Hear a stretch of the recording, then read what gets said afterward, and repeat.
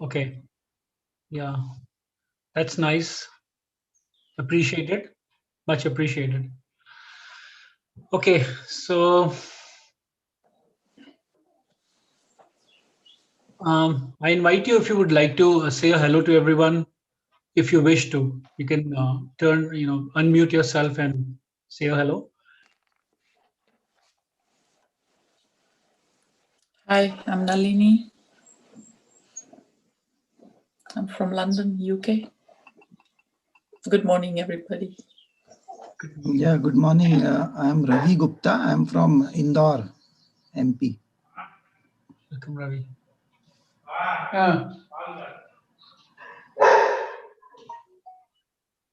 2 minutes statements, Lord. Hello, I'm Prem Kumar. I'm from Varanasi. Welcome, Prem Kumar. Hi. Good morning. I am Devasi Gamani from Chennai. Okay, welcome, Devasi Gamani. Thank you. Thank you. Hello everyone, Nisha this side from Punjab, India. Welcome, Nisha. Thank you. Hello everyone, myself Hemalata from Hyderabad. Welcome, Himalata. Is this your first session, Himalata? Yeah. This is my first session. And who all? I think Prem and Ravi also is the first session. Yes, first session. Okay. It's a privilege. Welcome. And Devasi Gamini, have you also attended earlier, or it's also a No, first session? yeah, no, this is the first session. Okay. And then we have Soja. Can we have a? My request is if you would switch on if you could keep your cameras on. The intention is that, yeah, if we have our cameras on, we can have more interactive session. And I also get to experience the back and forth information receiving and information transmitting. So it becomes very natural. You're not able to unmute? Okay, hold on. Try this. I have sent you a request to unmute.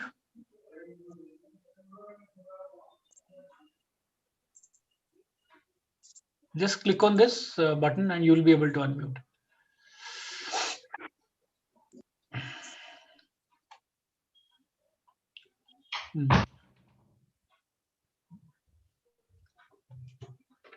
Okay. Yeah, I have. We have Manju also joining. That's good. Devasi Gamini, great. Yeah.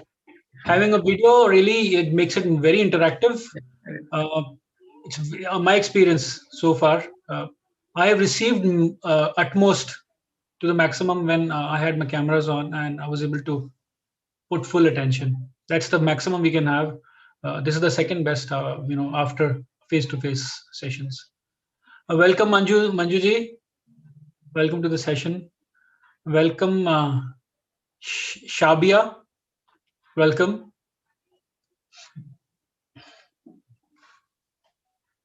Now I'll request you to switch on your camera if you can. Okay. So let's begin without any further delay. If you all agree, shall we do a quick meditation? 10 minutes meditation. Yeah. We'll do a meditation. I propose to do meditation on Advaita. That's from our ancient Vedantas, and we focus on nothingness or zero. So it's also called as the absolute self. We focus on our absolute self, which is an unmanifested self. So if if you all agree, then show me a thumbs up. So we go with the consensus. Yes.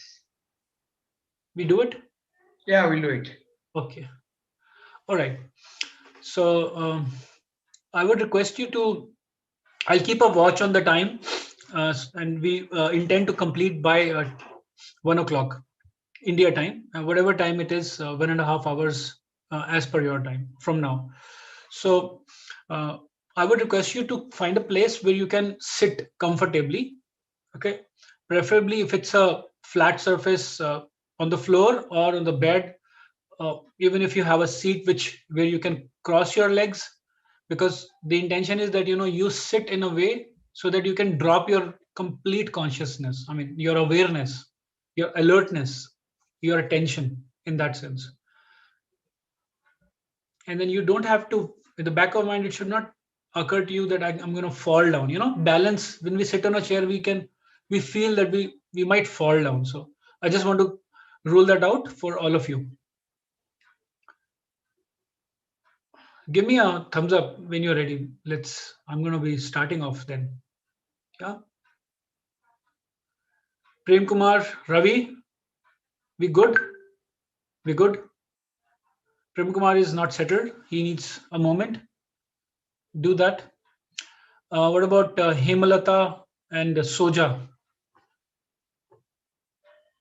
Okay, Soja has given a thumbs up. Hemalata's thumbs up, and Nisha also. Yeah, I think she already has given. All right. So we are good. Prem Kumar, we are going to start. Okay. Okay. So, friends, what we are going to do, I'm going to give you a little bit of preamp, a prelude to what we are going to do. So, we are meditating on nothingness, or you can say infinity. Okay. What essentially it means is that we go back to the origin, the genesis of everything. And the moment when everything was created, what I'm talking about is the whole of the cosmos. In Hindi, you can call it a Brahman. So the whole cosmos, the creation of the cosmos occurred from some of the texts around 13 billion years ago. And I'm not here to, dispute that. Whatever time it occurred, around 13 billion years ago, or whenever it occurred, until that moment, okay, you can consider that this as a line, a demarcation of that moment. Until that moment, there was nothing. The aspect of physicalness, the aspect of a space, of time, of form did not exist. We did not have anything which was manifested. There was nothing manifested. There was no space and time. There was no form. Nothing was there at that point of time. Okay. So, which means that before this time, it was a state of nothingness. It was a state of complete emptiness. Now, do you or me know what does it mean? I don't know that. We don't know that. But can we experience it? We are going to do that today. That is our intention, that we're going to experience it today. Get a small glimpse of it, a taste of it. And how do I say this, that we can get a glimpse of it, is also because we are nothing but part of that creation. You, me, each one of us, we are part of God. And when God decided that he wants to come out of nothingness for whatever reason, and we have our own theories about it, but when he decided that we want to create form, at that point of time, he dissipated into multiple forms. Every single being, whether it's a rock or a stone or a wood or food or plants or whatever, we are the highest form of consciousness of that same consciousness of God, right? So at that point of time, he created this universe, and from him, so we were the ones, we are the same consciousness of God. So we are the part of God. We are that. Okay. From us, this whole cosmos got created. Now, if we can attempt, I'm using these words carefully because I understand what I'm saying. If we attempt to go beyond our mind, the ghost or the geist of the whole molasses of the whole of our thought form, whole of our delusion, of our projection of the world that we have, everything exists right now through the projection of our mind. But I'm just here to tell you that mind is a smoke screen between our true self and us. It's a very, very important tool, but it's important tool to live a physical dimension of life. Okay. When we go beyond that, we are not just mind, body, and soul. We are beyond mind, body, and soul. We are consciousness. And consciousness is the highest form of being. I'm not making a hierarchy between consciousness and physical form, but that is also a part of ourself. That is our empty self. And this is our many self, or you can say it as oneness self, or the form of physicalness. We are going to be touching upon that aspect of us which we have not been able to, or we would have touched it in glimpses in the past. So for us to do that, we are going to go beyond the the barrier which is our mind, and we will do that together today. So we will attempt to do it. So even if you are unable to experience it, continue to listen to my voice, and eventually I will stop speaking. Continue to again and again keep going back to that moment. So what I'm going to do is I'm going to be saying a few words. I'm going to be requesting you to focus on nothing. I will ask you to focus on no form, nothing, to have nothing, to know nothing, to be no one. Okay. And I'll be asking you to keep dropping your mind. So the easiest way to drop your mind is to imagine that there is a beggar. And if you do not want to make eye contact with if you don't want to, entertain a beggar, you don't make an eye contact. Irrespective of how many times the beggar comes in front of you, you do not make an eye contact. So to say, as an analogy, you do not give your attention to it. I choose not to give my attention to. Similarly, I choose not to give my attention to my thoughts. So in this case, our mind is the beggar, and we choose not to pay attention to that right now, only for brief moment. Trust me, for this small 10 minutes, and keep dropping ourselves, keep dropping our mind, keep dropping our thoughts, keep dropping everything. Even if you feel that God has come to you and he's trying to talk to you, drop that also. Keep dropping, keep dropping, keep dropping, keep dropping everything that comes into nothingness, and keep being present to nothingness. Okay. So that's our agenda today, and we're going to start right away. If you have a question, you can ask me now, but I request you to do not unmute during the meditation. It's a small meditation, and I really hope it's impactful for all of you.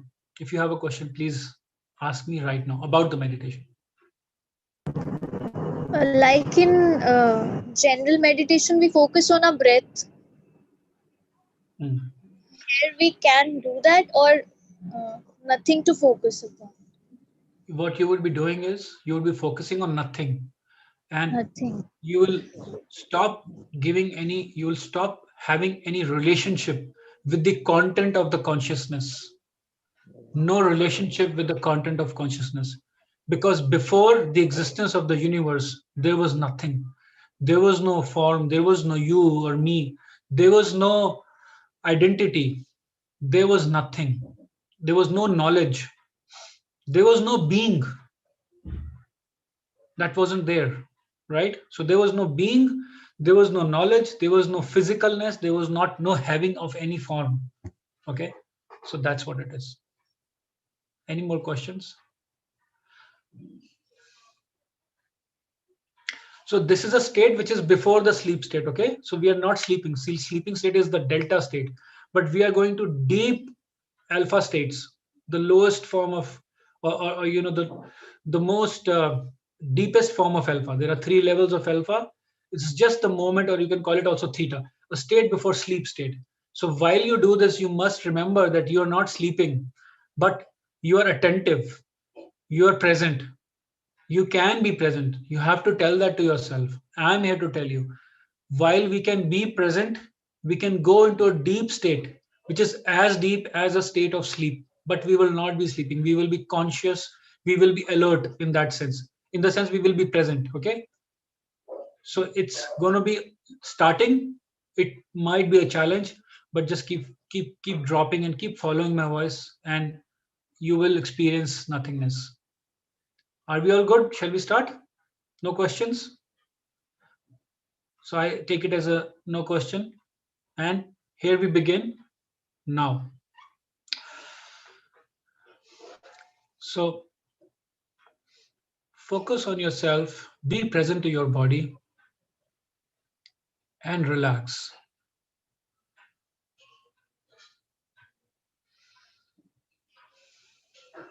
Be with yourself.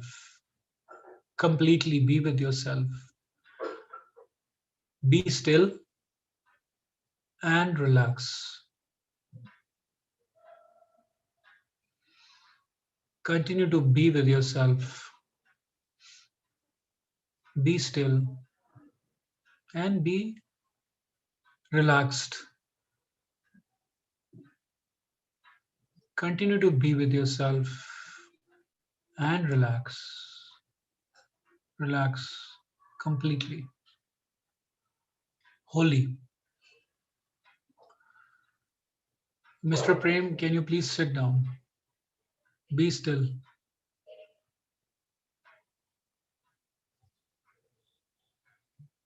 Be with yourself. Continue to be with yourself and relax.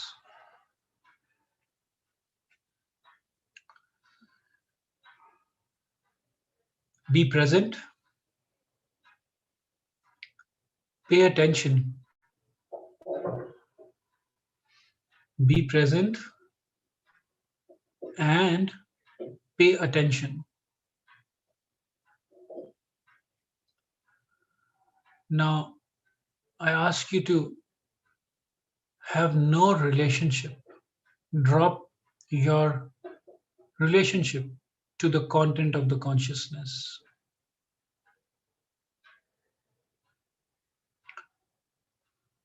Just like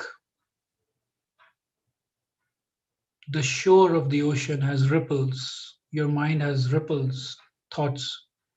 Imagine you're going deep inside to the middle of the ocean and you're just submerging inside the abyss, inside the infiniteness of the ocean. Drop every single element of any thought. Drop all the relationship with the content of consciousness. Have nothing, completely nothing. Know nothing at all, nothing at all. And be no one. Have nothing.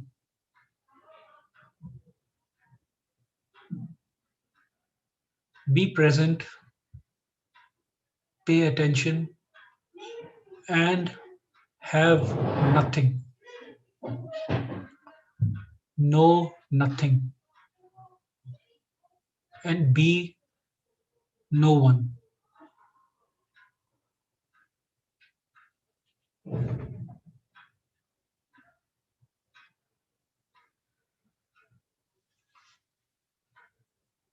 Have an unconditional relationship with the divine, the trust of the divine, that all is well. Allow yourself, permit yourself to be in nothingness. Completely surrender to the infinite, the divine. Trust the divine unconditionally. All is well. Have nothing. Know nothing. Be no one.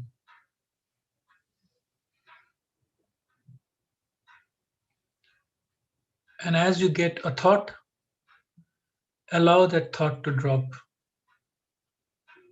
Keep repeating with your own mind, inside your mind, these three words: have nothing, know nothing, be no one.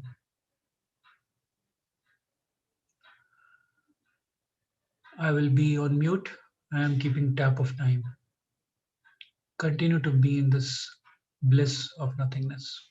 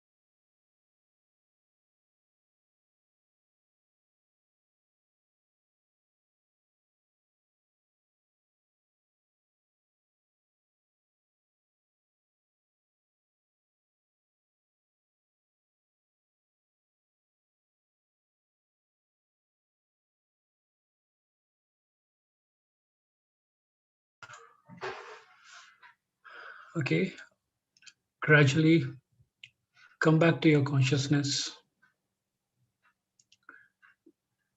Be present to your body. Try to feel your body, your fingers of your toe, of your hand. Try to twiddle them.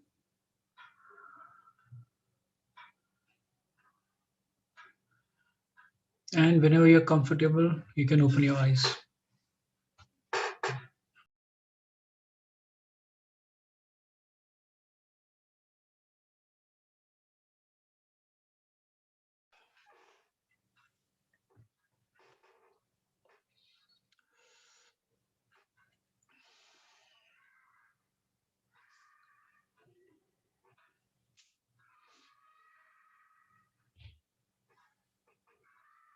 I hope it was a refreshing experience for you.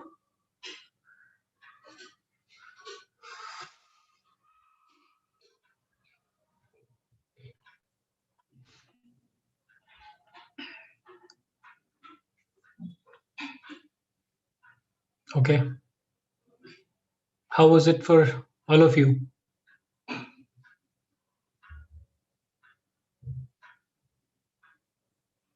Okay, Ravi, got it. Yes, Nalini ji. Yeah, it was a challenge because to be in a state where you've never been before, nothingness. You still have to be yourself to be in the nothingness, isn't it? So that was a challenge. So am I a particle floating in the nothingness, or what am I? Was there a particle there ever, or there was nothing? That's the challenge, yeah? Yeah, but it was good. Yeah, I know. Yeah. It's supposed to be the simplest and most challenging meditation ever existed in the human evolution of all the masters, the gurus, and ever, and rightly so, because how can a physical body experience nothingness, emptiness? And we are talking about a state when we did not exist. Yeah, I agree. But this is our mind talking right now, and it has no interest in this exercise. And we only know our mind. We do not have an existence beyond our identity. So it's a very conflicting state to be in. But with practice, there's a tangibility to it. And how much ever I speak from my experience will only be my experience. And great masters who have experienced it would be talking about it from their experience. But it is only for us, I believe so. It is only for us to actually implement it and experience it. Unless we do it, um, um, all the words are great to read, to understand, but it doesn't transform anything. It doesn't shift anything. So that's the whole objective. But by the way, doing the nothingness meditation, I will just share one small. Uh, there's a teaching from Buddha. Buddha said that when a person can experience a state of nothingness, a state of absolute, and at the same time he can experience a state of physical form. That is we call it as relative form. So absolute and relative. And when one can experience the absoluteness and the relativeness, and then make no differentiation between them, that's a state of enlightenment. From the last many hundred, many thousands of tens of thousands of years, especially the eastern part of the world has been very much grounded in the aspect of this absoluteness. We have very powerful, saints, sages, and great ones, masters who have meditated on nothingness. Uh, However, in the last very short period of time, maybe around 200 plus years, people have started to understand how to integrate this nothingness with the relativeness. So essentially what Buddha was saying is that if we can exist in a state of nothingness, however we interact with the world through our relativeness, because I cannot speak, I cannot objectify and rationalize things without using my brain. I cannot drive a car, I cannot feel sorry, or I cannot feel happy, or I cannot do things without the mind. It is very important tool. But is that the end of our existence? No. There is so much which is beyond that existence, which we do not have access to. I admit we don't have. But we can, if we move beyond this whole screen that we are living of mind, the whole identity that we have, because we are not physical being. Nalini, Akash, Ravi, we are not just what we are listening, what we are, the way where we are born, our hands are, physical body. We are not only that. It's not, it doesn't define us. It's not a complete definition, though it is a valid definition. So for us to go beyond that definition, we must move away from the elements which created that definition. So that is why we go beyond the creation of everything. We go to the state of another aspect of us, which is equally important. And that is when we are able to look at the both sides of the coin, the emptiness and the manyness. And that is when we can experience the life fully. When we start to feel that, you will experience, whenever you start to feel it, there is a new level of freshness, so closely related to, just to make an analogy, so closely related to a small child who is less than 4 or 5 years old, a 2-3-year-old child. There's a different wonderment in the child. The child looks with the eyes of curiosity, and wonderment on everything that the child looks at everything. And that's a state, we and that's the state where that's the state when we learn. It's a state of unknown, first of all, and being in that state allows us to experience the depth of reality. It alters, I cannot explain it. It's beyond words, but you can experience it every time. And the best part is that we have access to it. Okay. And when we start experiencing that, then we will come to know the tangibility of it, that it exists. And when we continue to do it more and more, we start to understand the limitedness of the physical aspects of us, and the vastness of the absoluteness of us, and how we can use that absoluteness, the vastness that we have, which is the nothingness. From that state, how can we use that in our own daily lives? So I want to make it simple. It's accessing the emptiness, which allows us to bring forth more to life, to bring forth things which we our mind cannot allow us to experience it. You will have to experience it to really believe it. I think that's all I had to share. Does anybody want to, Nalini ji, do you have any other question? Is it making sense? Yes. A little bit. Yes. It cannot make sense fully unless we experience it, but I'm trying. Honestly, I'm trying. It's very difficult to mix. It's very, even if there is a master who's talking about emptiness, it's not enough to explain to anybody, because it's words, probably because eventually I am also realizing that I'm using words to express something which cannot be so very well defined. And at the same time, my experience is my experience. It cannot be entirely same that you get, but we connect to the same source. And when we start to connect to the same source, you will experience the oneness of everything.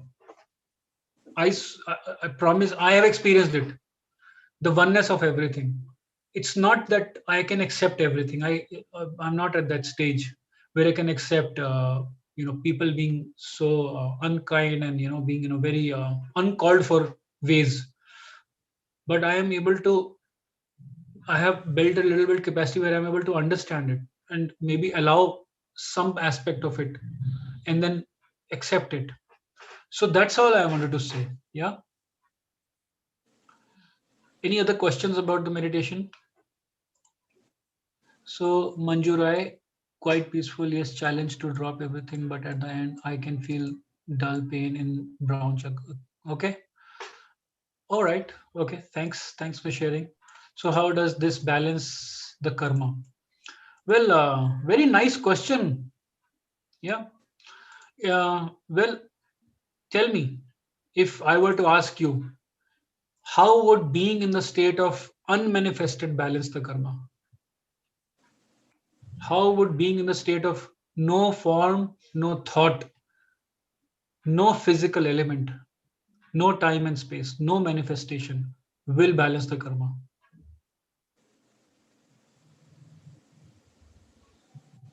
What do you think?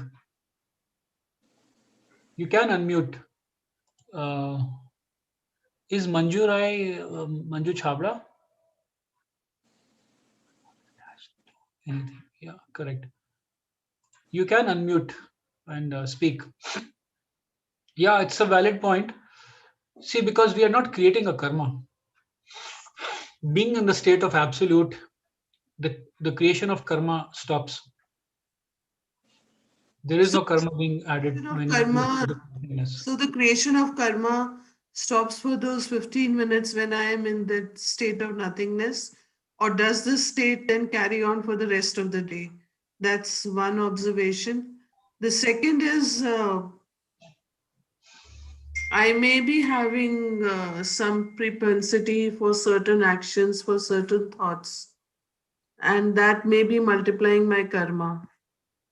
So how does this affect that part? I mean, my soul is born with that propensity. It has something to neutralize, something to learn in this lifetime. So how is my learning happening?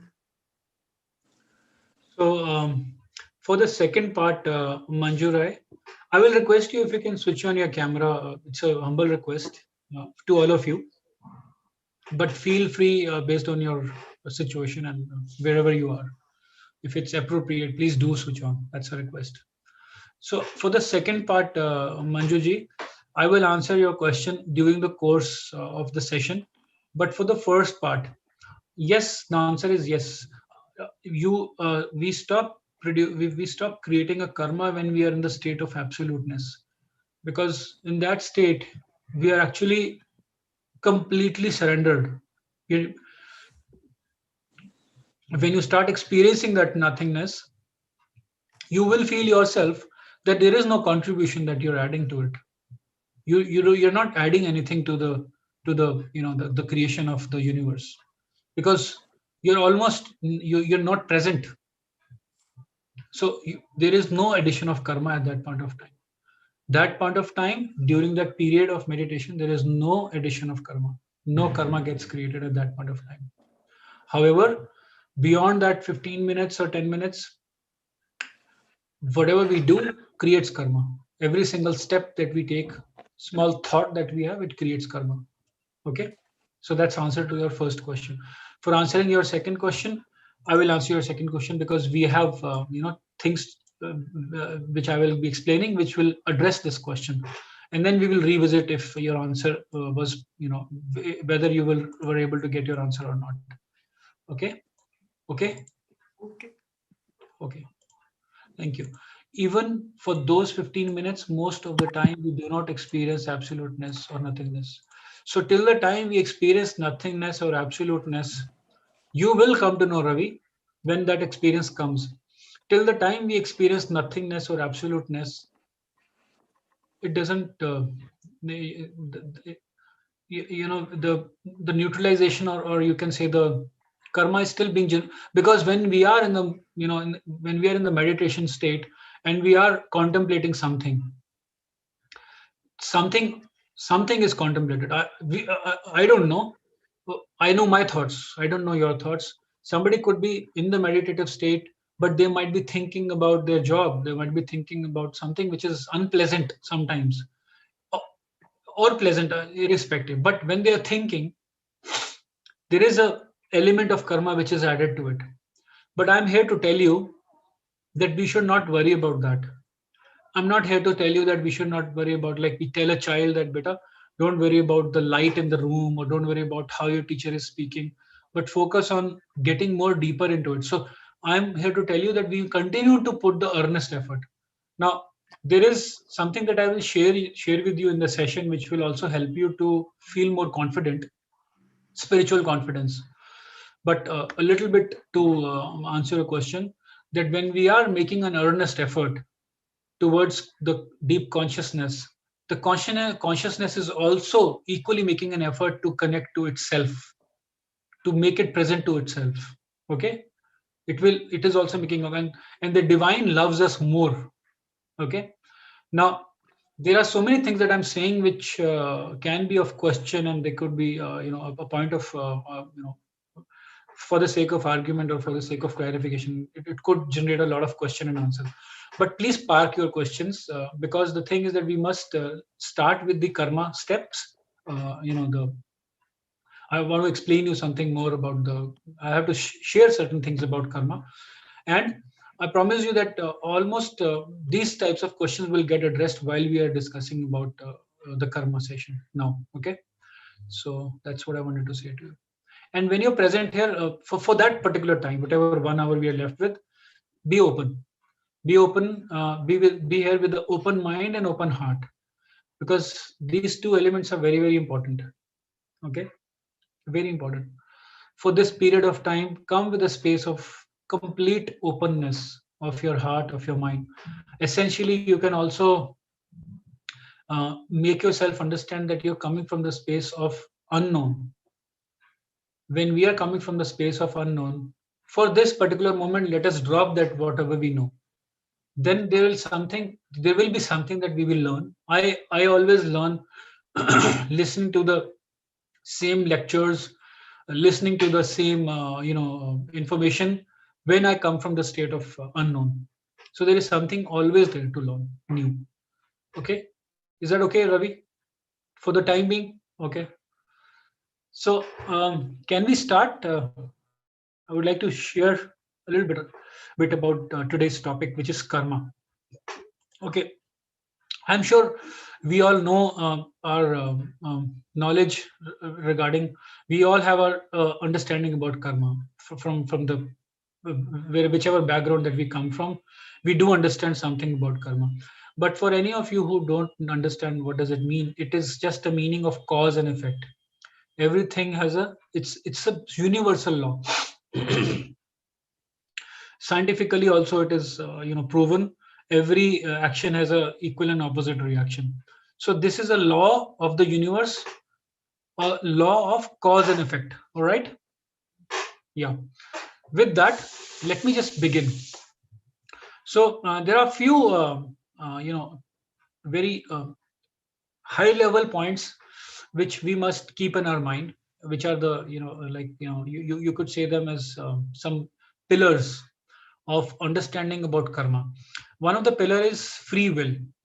Now the free will was given to human being. It wasn't always there, and it's a very double-sided sword, and it has been misused all the time. Because many thousands of years ago there was no free will, and that was the golden age.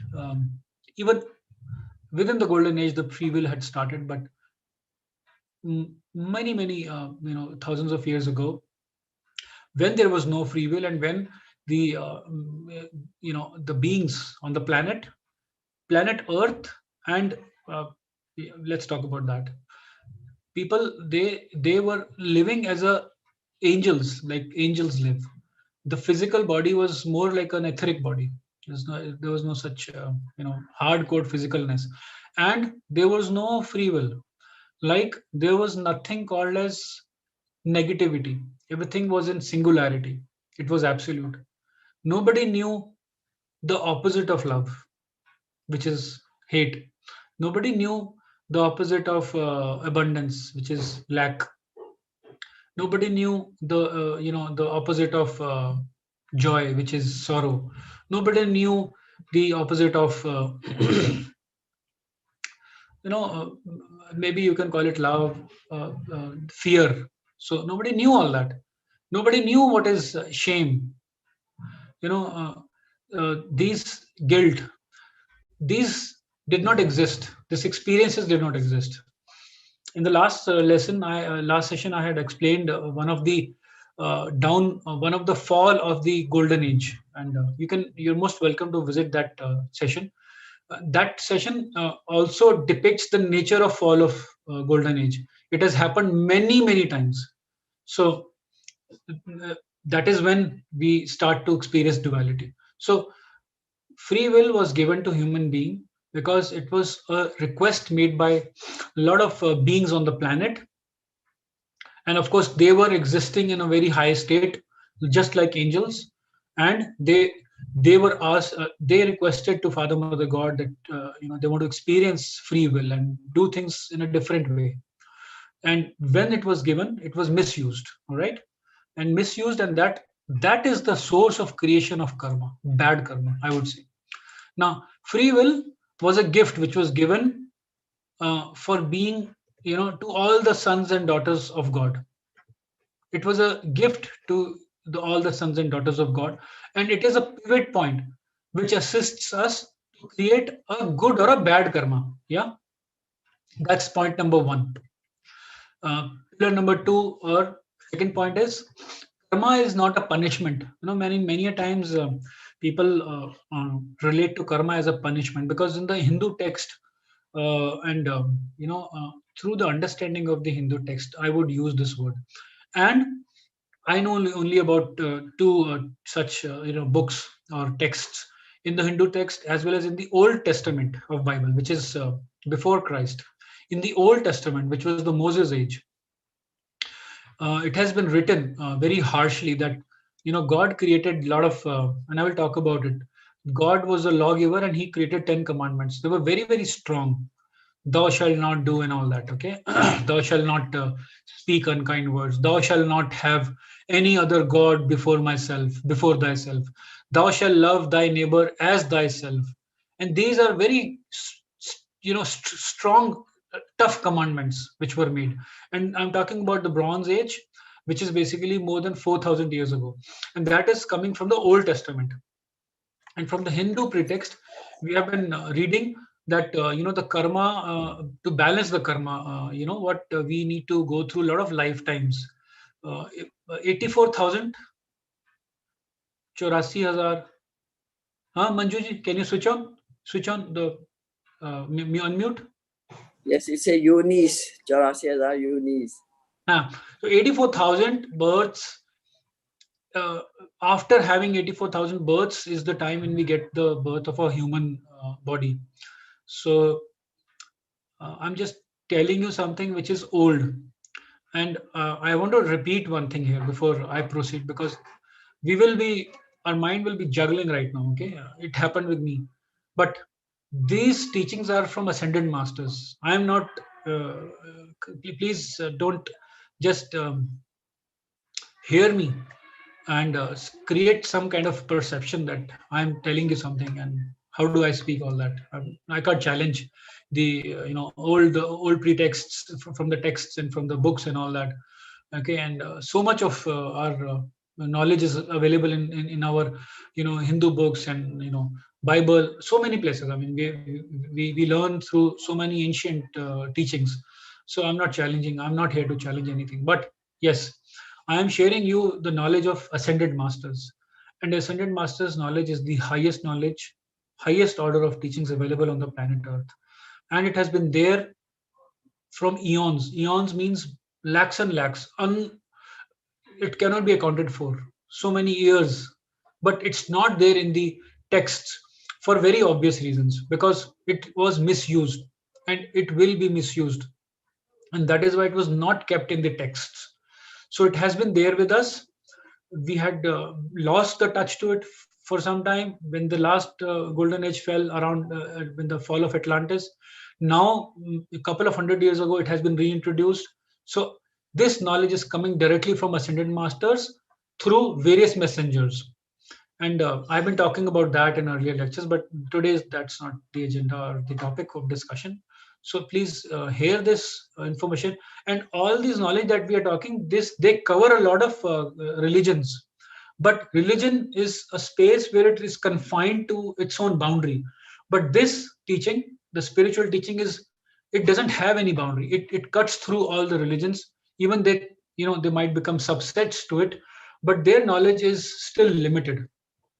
Many places which I can quote have the informations have been curbed from the books of religions, and that information was curbed for certain reasons, like from Bible and from various texts. And I'm going to be sharing the things which probably you would not have heard, and you probably feel challenged about. But as you promised me, be here with an open mind and an open heart, and be present to the teaching right now, and then let's see where it goes. I can share the truth which we know through the ascended masters, and that's what I just wanted to add before I speak further. So coming to the point where a Hindu text has 84,000 births before we can get a human birth, and Old Testament had such harsh commandments, they made us feel that we will never attain moksha, or so to say ascension, because this journey is almost impossible to climb. Almost. So in reality, the way human beings are living is they are living with a distant relationship with karma, and about the real fact that one day we will actually complete the cycle of birth and death. We will complete this cycle, and we will ascend. We'll move to the etheric plane. We will be like ascended masters are. So it's not a good news, but this is how all of us have started to live our lives. We do not hold a great relationship with karma. How we live is we feel that we eventually have to continue to be in the cycle of birth and death. Some of us might have a pipe dream, and pipe dreams are good to have, but they are not enough. Pipe dreams are not enough, right? But I'm here to tell you that we can balance our karmas within one lifetime also, and we can reach to the stage of ascension. And let's talk more about it subsequently.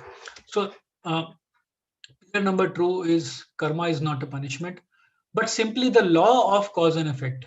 Okay, it is an opportunity to learn the right use of the energy of life. Yeah. Now, pillar number 3, or the point number 3, is the responses are in our hand. For every situation, we have a free will how we can respond. We individually get to decide how we respond to a calamity. Do we ask God's intervention to address the situation, or we choose to create a bad attitude? Okay, very important thing, remember. And the other point is to fulfill our mission, the reason of being, why we exist, we must take multiple rebirths. I did say that we can complete it in one birth, and there are people who reach to that stage when they do that, and that is called as cosmic surgery, or it's called as a fast track mode, and it is possible.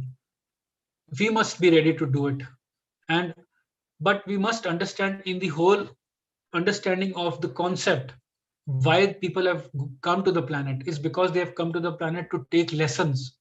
So we must not feel that, number one, to be on the extreme sides of this teaching. Number one, that we just cannot fulfill everything in one life form, so why to worry about it? I will take next birth and deal with it. Right now I want to eat, drink and be merry. Khao piyo mauj karo. not being on the extreme end of this, nor being on the extreme end of the other side, where we say that I must do if I can do in this lifetime and complete my cycle of birth and death. And if I can do that, only then I should be doing anything about it. Otherwise, why to do it? These extreme ends are playing with our psychology, because they don't allow us. They don't give us the space, the required enough room to take actions, because all of us need to learn. The learning has to happen. And though some people have reached to a stage where they can accelerate and complete their cycle of life and death, and we all have that potential, but we must also be much abreast with this fact that we will need time. We will need time to be coming here, because to fulfill our mission, we will need time to take multiple rebirths. Apparently, to do so much, sometimes one lifetime is not enough, and some people have done already. They already have a lot of stock of completion of their karma balancing, so that for them this might be a task which might be a challenging one. For all of us it is, but then they might be on the last leg of completion of their balancing of karma. So keep those things in mind. And then the last one is karma dodging. People do certain things, and that is usually a dweller which is present in you, me, and everybody. We have a mixed DNA with the fallen angels. None of our DNAs are pure. Okay, all our DNAs are mixed with the fallen angels. So that is why our life, the biggest fight of our life is with our own self. Remember my words. It's the biggest fight we will ever come across. The only fight that we must worry about, the real fight that we must always stand up to, is the fight against ourselves. That's the biggest fight. So our dweller on the threshold has made our consciousness conditioned in such a way that we always get a trap of getting sidetracked from our true purpose. So with that, it's a common practice. The people do karma dodging. What they do is they donate from one hand, go to a temple, donate money. Or people who are rich, they will build a house for poor, or they do little bigger things. But the notion of doing good happens on one side. On the other side, they're making bad karmas. And I don't need to right now give more examples. All of us have seen this happening. Perhaps we might have done it. So, and we don't need to conflict or oppose or feel offended or anything. We don't need to justify anything. We just need to be present. That's all we need to do. I have done it. I was not mindful. But what human psychology does is it does good karma and then it does bad karma. And there was a stage where we had some fast track tools, which I will teach you, where we could fast track our balancing of karmas. And then people had misused it. They continued to create bad karmas, do wrong things for their own personal benefit, and balance them by doing these fast track methods to balance their karmas. So that's called as karma dodging. It's stealing from your own pocket. So that doesn't work. It actually worked for a beginning time, but then Father, Mother, God, they took away those tools from us which could assist us in balancing our karmas. And then they reintroduced those tools around 250 years ago. And then now we have those tools, but that aspect of karma dodging is actually not possible using those tools. So if we do them, we must remember that nothing is happening. Doing wrong karma and then remembering that we will do some good karma will not compensate at all. So it will not be a balance sheet like our brain thinks it is a balance sheet. It will not. So I just want you to be present to that. It's important for you to know. With that, let's talk about some history of karma. Okay, I'm not going to talk about real long back because I don't have much access to it for the moment, but the information which all of us have access to, I'll only talk about that much. So 4,000 years ago, which was the Bronze Age. It was also called as the Middle Bronze Age, okay, because it continued starting from around 5 to 6,000 years ago, and it continued up till around 3,000 years ago. So this was the Middle Bronze Age, and it was also called as the era of Moses. So there had been three, 4 different ages. There are many ages, but according to the cosmic clock, every 2,000 years we are entering a new era. So currently we are in the era of Aquarian. We are in the age of Aquarian, and before that we were in the age of Pisces, which was the age of Jesus Christ, and prior to that was the age of Moses, and that is the Bronze Age, which is 4,000 years ago. Now, as I was telling you that God is the lawgiver, and his 10 commandments, which are very strong. Thou shalt not do this, thou shalt not speak the unkind words, thou shalt not have any other God than thyself, thou shalt love thy neighbor as thyself, and so on. So also, as per the Old Testament, people had to bear or pay back their 100% karma at that time. And there was no dispensation of the Christ self standing between the I am presence and the Jiva as an act of mercy. Okay, so I have to tell you what does it mean by the act of mercy and the aspect of no dispensation that I'm telling you. Okay, the standing of the Christ self between our I am presence and our Jiva. Okay, what does that mean? I have to tell you that, but I'll tell you in the next part. So then the next era, which was the Piscean age, also called as the era of Jesus Christ, which happened 2,000 years ago and which finished in just 20 years ago. And that is basically in that what happened was that the cosmic council. So in the hierarchy of the ascended masters, there are some different beings, okay, who are doing different tasks. They are much busy than us too, in fact. So various levels, like we have archangels, we have mahachohans, then we have Elohims, and then we also have karmic board, and then beyond that we also have cosmic council. The cosmic council is beyond the karmic board. So the cosmic council granted mercy to people on the earth by sending Jesus Christ, okay, to the earth to demonstrate how they can walk the path of Christhood and to teach them how to become like him so that they can balance their karma. This was an easier and compassionate alternative to the earlier path of godhood and who was the lawgiver, because in that it was very, very harsh, in the sense it was very tough. So later Jesus took the karma of the planet. So here is where I want to tell you, okay, what do I mean by the middle figure, okay. So many of you have actually seen this chart, but for those of you who have not seen this chart, I'm going to be opening this chart for you, okay, quickly.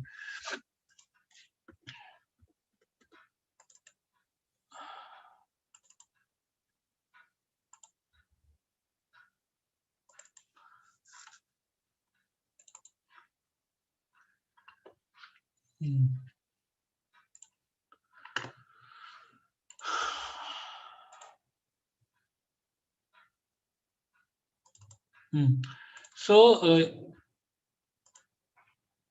let me know if you see the screen.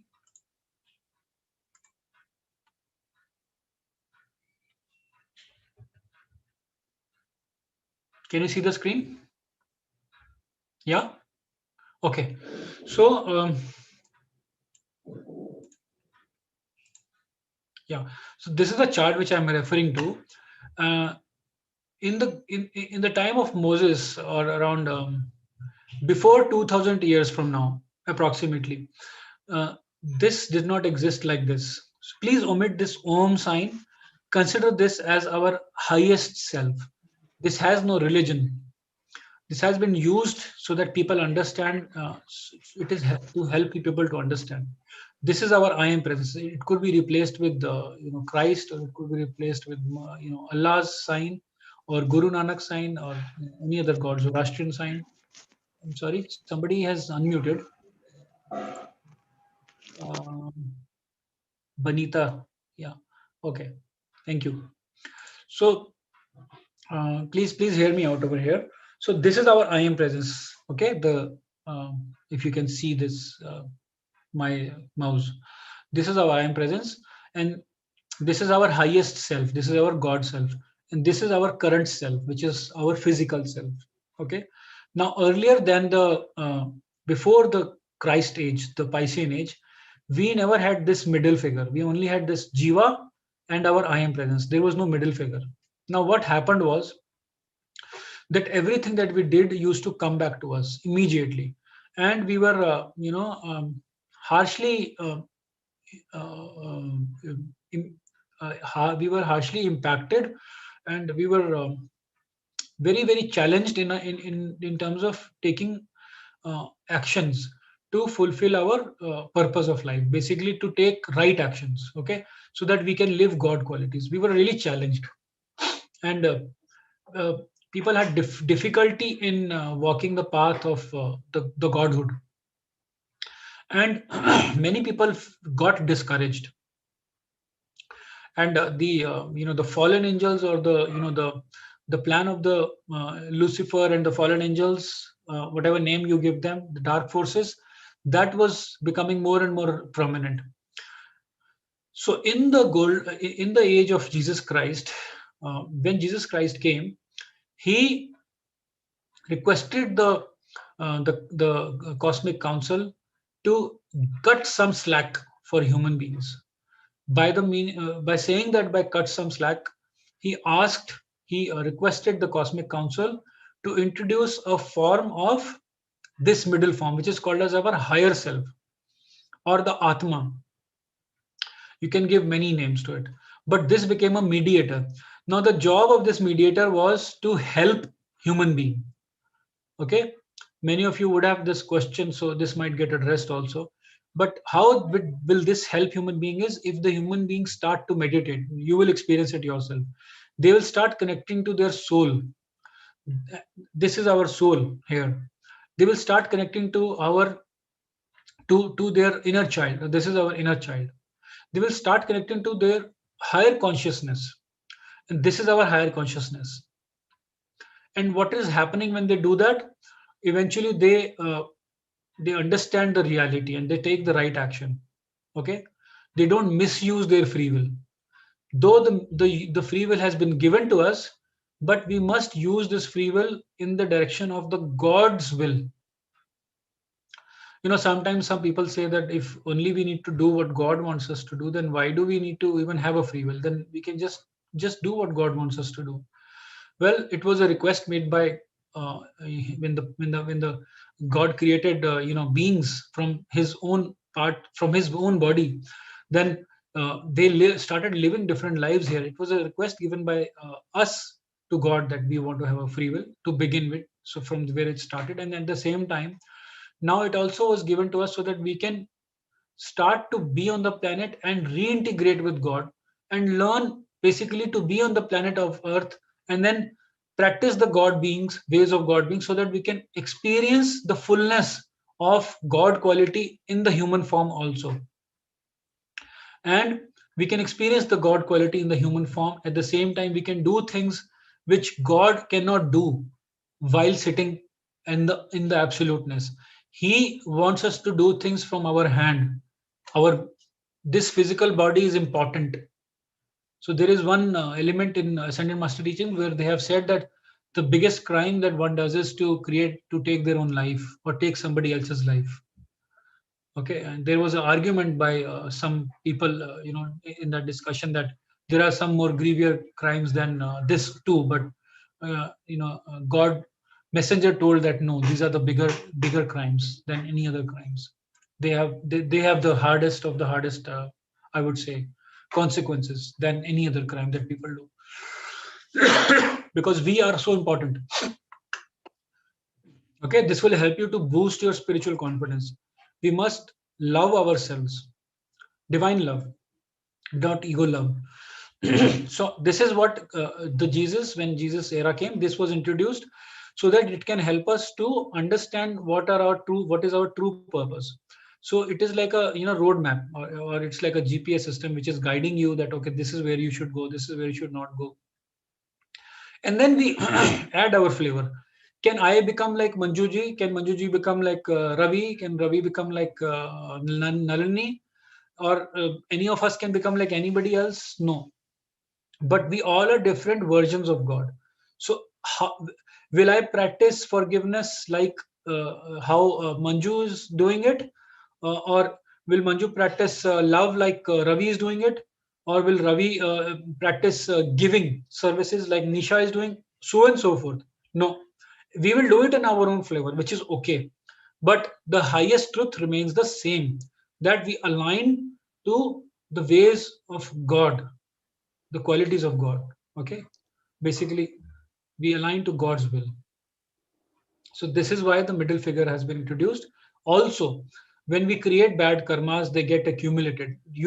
I didn't know it. Our bad karmas are not right now present to us. They are accumulated. They are accumulated in our etheric plane, our lower etheric plane. Lower etheric plane is just before this, or you can consider the middle figure as the place where our lower etheric plane, this you can consider as the upper and the lower etheric plane. Lower etheric plane is more close to us, but upper etheric plane is more close to our middle figure, which is our higher self. So our bad karmas gets accumulated in our lower etheric plane, also in our middle figure, which is our higher self. And they are given to us only when we have the capacity to handle them. Have you noticed certain times people get good fortune and people, they are taken away from doing everything right, but they have been given harsh circumstances? Well, that's balancing of karma. And now this middle figure is helping us so that we don't crash. Can you see, so beautiful it is. It is helping us so that we don't crash, and we only get that much amount of karma, bad karma, that we can balance, that we have the capacity to balance, not more than that. So remember why I'm telling you this, because at any point of time, whatever we get, whether good or bad, is because we can handle it. You, all of us have the capacity to match up to the situation that we are facing. That's the bottom line. Okay. Another thing. Yeah. This brought tears to my eyes. So when I talk about Jesus Christ, I want you to remember Jesus Christ is not a Christian. It has nothing to do with Christianity. There is no correlation of Jesus Christ with Christianity, because Christianity is a religion which was propagated to fulfill whatever purpose, but the Jesus Christ's messages were for the whole humanity, and they are for the whole humanity, because he is a son of God. And like Gautama Buddha is, like Guru Nanak is, like Muhammad is, like Afra is, like all the ascended masters are, each one of them. So we must know the difference. When somebody says Christhood, especially in this teaching of ascended master teaching, they are not talking about Christianhood. They're not talking about some religion. They're talking about our higher self. We can replace that word of Christhood with Guru Nanakhood, with Krishnahood, with Shivahood, with Muhammadhood, with the Zoroastrian Godhood. We can replace it with whichever God we feel most attached with. Whoever God we feel that we align to them, we should replace it with that, because this is not religion. We're not talking about religion. Okay. So what brought tears to my eyes was this aspect, that Jesus Christ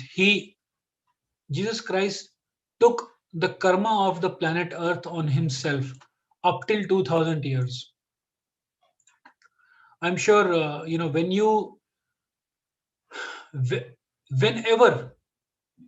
you really resonate with what I'm saying, you really get this message that I'm giving. Okay.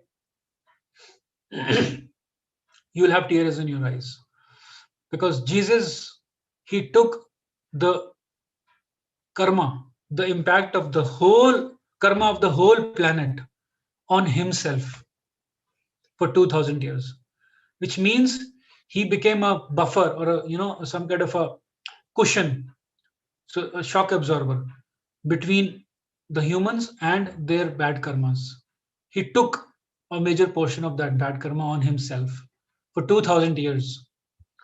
When he was being crucified, you remember crucifixion happened on his, these are the portions of secret rays, these two places and same places in the feet, and there is a secret chamber of heart. So when you put a nail through it, all the energy, this is a point from where our secret rays work. We have a very strong energy center here and center of our feet, same portions of our feet, and our this below our ribs. These are 5 secret rays points. Okay, so when he was crucified, he was left without the connection with his father, mother, God, and he said that, Father, forgive them, for they know not what they do. Imagine at this moment when he is being crucified, he is asking for forgiveness for those people who are crucifying him. So you will experience this level of compassion that he had, was the love that he had was unbearable. This level of love is unbearable. I cannot imagine to bear this love. This is love, and love can be unbearable. I want to tell you that the teachings of love on the level of secret rays is overwhelming. It's unbearable. Mother Kuan Yin, if we become devotee or student of Mother Kuan Yin, the amount of love that she gives, the amount of mercy she has is unbearable. The compassion she has is unbearable. It's not easy to bear that. It's very fierce. So this is what Jesus his act of bearing the karma for the planet for the 2000 year was a blessing, and the act of introducing the middle figure was a blessing, and that is why it is called as mercy. This was a mercy given to the human being so that it can help us to balance our karma. And this is just a few of the things, and there is something more after that. But in the also what happened in this age, in the Holy Christ self, it serves as a, as I explained to you, it serves as the mediator between the jiva and the I am presence. In other words, the Holy Christ self serves as a step down transformer.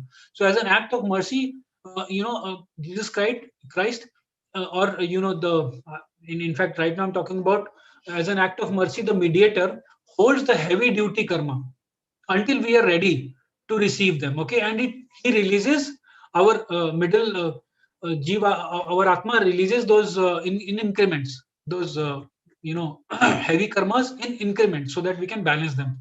And when we are ready and we are able to handle, we will receive them, and we will be able to balance them.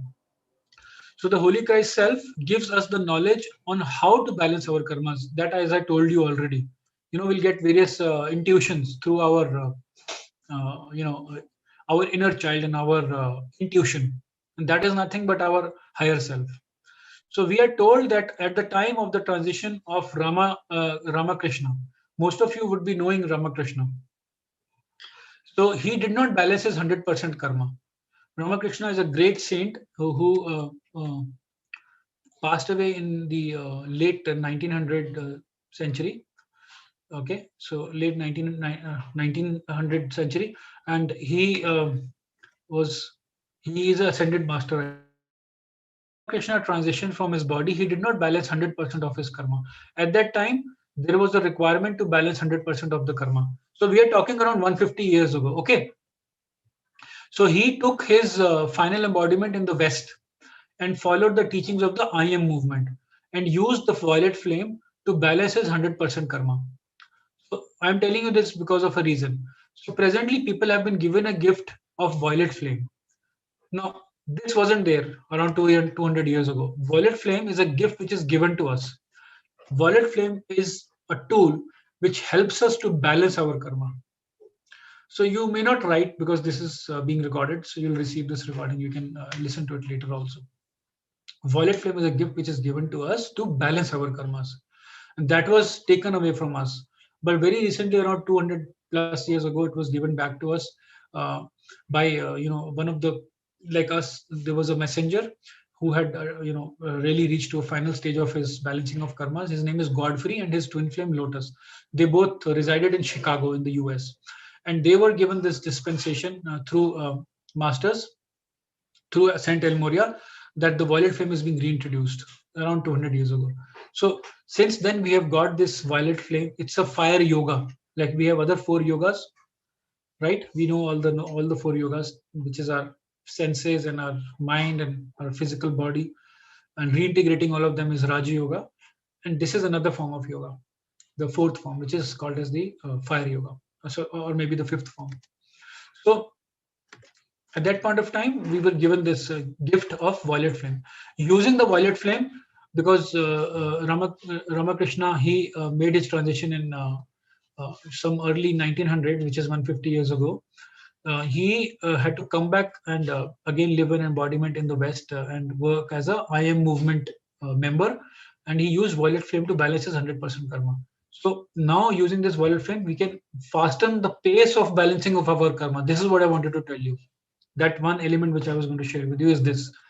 So thanks to Saint Germain, Ascended Master Saint Germain, who went before the cosmic councils, requested them, he offered them his jewels. Jewels means his attainment as a collateral, that he promises that people will not misuse it because it was misused earlier. And then he brought this to us. So we must connect with Saint Germain, very, very compassionate master. And on behalf of all the people on the earth to allow, he asked the cosmic council on the behalf of all the people on the earth to allow them to balance their karma to the degree of 51%. Please remember this. This is another good news which is happening in this era of Jesus Christ, or just beyond that. So this is another good news. There are so many good news that I'm giving you, okay? We do not have to balance 100% karma, but only if we balance 51% of karma, we would be able to reach our ascension, which means it is a very powerful encouragement for us. So with the use of violet flame, fire yoga, and with the knowledge which I am sharing with you from Ascended Masters, we can be very strong, or we can feel confident, spiritual confidence, to work on our balancing of karmas. Okay, that's what I wanted to share with you in the beginning. So we only need to balance 51% of karma. Now God allowed people to balance 51% of karma while in the embodiment, and they can balance the remaining 49 when they are in the ascended state. So this is also important. We need to continue. It's not that that everything is over, but we need to balance. So again, now we're talking about the new age. This is the new age, okay, where you and me are there. This information was not available openly to everybody. It was there with only some saints, people who had guarded this information from others for many years. And I have spoken about this in the previous lectures, that this information was hidden, and only those ones whose names we know were the ones who were aware, like Ascended Masters, who could value it, because we were not in the state of consciousness where we could actually use it properly. This is a very beautiful age, because we are going to be reuniting with the golden age, apparently, because our energies are really increasing. The planetary shift in the energy is huge, and most of us are getting clear about the facade of the duality, or the facade of the creation of this delusion of duality of life. That's what we are coming. So many of us are coming to this realization of lately, not much many years before, but of lately it's becoming very apparent. I would say as early as maybe last 20 years or so, maybe, but it's very apparent in the last 20, 30, 40 years, and more people are, right? And that is why the Aquarian age is a very distinct age in the history of the whole of cosmic clock. Okay, the whole of different eras which we have gone through in the history of our own earth, the new earth. So now in the current age, which is called as the Aquarian age, the master of the Aquarian age is Saint Germain, right? We are blessed to use these tools and get so much knowledge about the karma balance and about the use of these violet flame and the gifts that we have. Now I am here to ask you, how does one create positive karma, or what it means to live a life of God's will. Okay. How do we create a positive karma? How does one, what does it mean to live a life of God's will?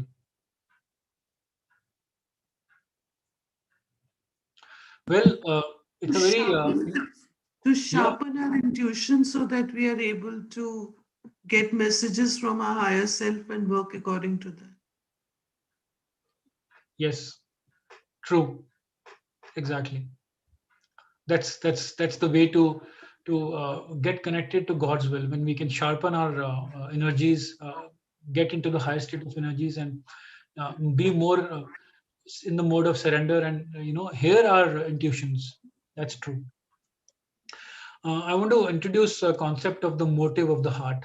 Okay, it was also touched upon in the last session, which happened on I think early January, which was on love and joy. So if you can visit that session, it will be really helpful, because we have spoken about this in depth. Because each statement has its own explanation. It's very scientific. I believe in understanding things in a more scientific fashion, and wherever it's the possibility reduces to understand, there I give myself surrender, and then I learn it through experience. So my intention is that it should be imbibed in life. At least I'm just making an attempt. Now, motive of the heart is to be monitored. What do you mean by that? It means to keep the right heart. What do you mean by that? Motive is the thread which our higher self uses for underpinning our thoughts, words, feelings, actions from the core of our heart. What does it mean? Is it enough if I do a wallet flame decree, and if I donate food, if I feed the poor people, and if I donate big sums of money to other people, uh, and I'm doing a lot of things. I'm feeding dogs, or I'm feeding cats, and or the different birds, whatever. Is that enough? I'm asking. Is it enough? Well, do we truly forgive others? This is another question. And do we truly forgive ourselves? Do we understand the meaning of pure love? Is it not what you are doing, humanly speaking? It is what is going through your mind. So the pivot is what is going through your and my mind, and what is the feelings and thoughts that we carry 24/7. Yeah. So here is the moment where our defense mechanism takes over right away, because we are questioned, because we are challenged, because we are in a front of confrontation right now. But here is where I'm reminding you to continue to be open, open in your heart and in your mind, to let this thought go deeper inside you. Okay. Our motive of the heart is much beyond our physical actions that we do, and which we consider as that we have done, as being the ones who are making a positive impact, or for or the ones who are sane. Okay. It is the motive of the heart, eventually, what is going behind our mind, what are the thoughts that we the thoughts and the feelings that we keep 24/7 in a day. Are these divine thoughts, and are these divine feelings as the sons and daughters of God? Are they pure? Do we understand the meaning of pureness? So these questions we need to ask us ourselves every single day. Is the questions like, am I connected to my higher self 24/7 in the day, 24 hours in a day? God is telling you always what you must do and what is happening in your body, and all the actions become the subset of this higher realization.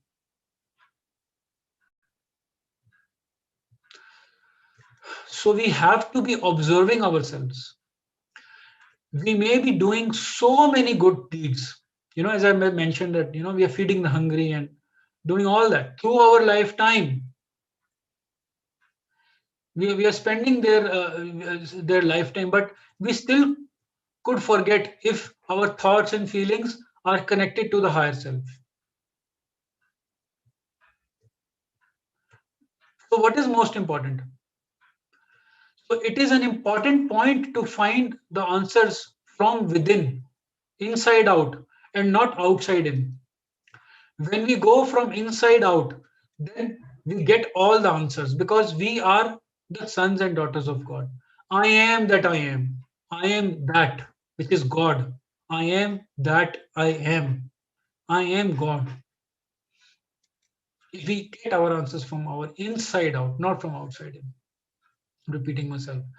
What is going inside our mind, our thoughts, our feelings? How are we feeling is very important. What do you what are we thinking? What is going on around inside us? What is going on about God inside us? Not merely, feeding these people hungry and, doing some actions. It's not enough. It's not beneficial. It is okay, but it's not enough. That is merely a stepping stone, my friends. It's merely a stepping stone. Please hear this carefully. The goal of our life is to reach the top level. The top level is connect with our I am presence.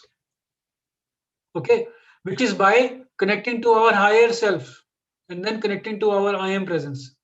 And many people, they reach to a state where they, they become righteous. Like, in the village, there are some, chaudharis. There are some people get to a pedestal. Hey, I feed 100 cats a day, or so many birds a day, and I've done so much. So they create a title, and they become righteous. Now they are righteous. Now they are no more listening. They are no more really worried about how others feel. The righteousness takes over because they are doing already enough. हो गया अभी बात कर रहा हूं मैं. They can feel angry on others because they are being right. The others don't know. They are less. They are more. So that aspect of us, which allows us to be in a position, hold a position. It could be mental position, or it could be a title that people have given. Now we become some title. That is the dweller on the threshold. Our motive of the hearts, I'm telling you, I'm speaking from my life. I feel a big element of, I feel that there is a big amount of work to be done in my solar plexus, because I can feel that I'm carrying this in my lower belt. Because I don't know from how many ages, it could be many ages, but this lifetime I have been given this opportunity. I have rage in me which is beyond comprehension.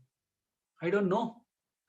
I have reworked on it, working on it. It has, to some degree or percentage improved, but it's a work in progress. And all of us are work in progress from that aspect. So for us, we have to find out what it is and face our demons. We don't have to let them hide. Remember this, my friends, please remember. If you listen to the last lecture where I've spoken about last lecture about fear, it will knock your socks off. How you can confront fear. Sister was there, Sister Nalini was there. So you remember, right? How we were talking about how fear is not real, right? How its appearance is unreal. It's just a confrontation that we need to have. How much ever uncomfortable it is, we just need to confront it. It is really not real. But we are happy to be resigned. We are walking dead.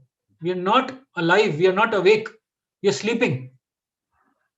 Some people continue to sleep for lifetimes. Then they wake up after many lifetimes. They're doing good, earning money, that's all okay. No doubts about it. Rich and famous and intelligent. But they're sleeping. Anyways, my tone is to wake you up. It's not to make my point, because the point is going to be the same. So I will play a very nice video. It's not a video, sorry, it's an audio. Maybe I could play a video, but I'll have to check. It might take more time, but let me just try. There's a very nice video on the element of karma and rebirth cycle. So it is going to be around 10 minutes. So please be, attentive on this one. Let me quickly play this. For that, I'll have to reshare the video. I'm sharing the sound, and I'll quickly share the video also.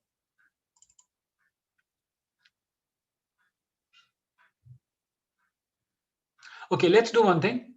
Let's listen to this audio, okay? And I'll just keep I am presence screen on the sharing.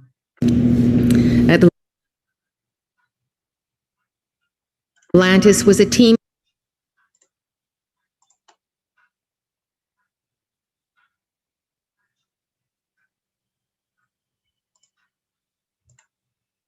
positive victory in this life.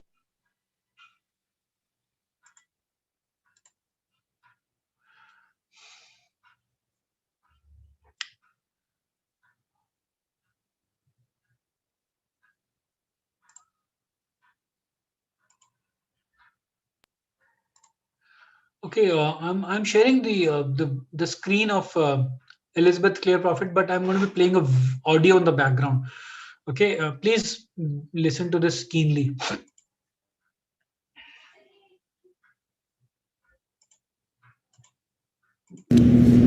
Atlantis was a teeming continent with great advances in science and technology. Many of our scientists have brought back the same inventions that they patented on Atlantis.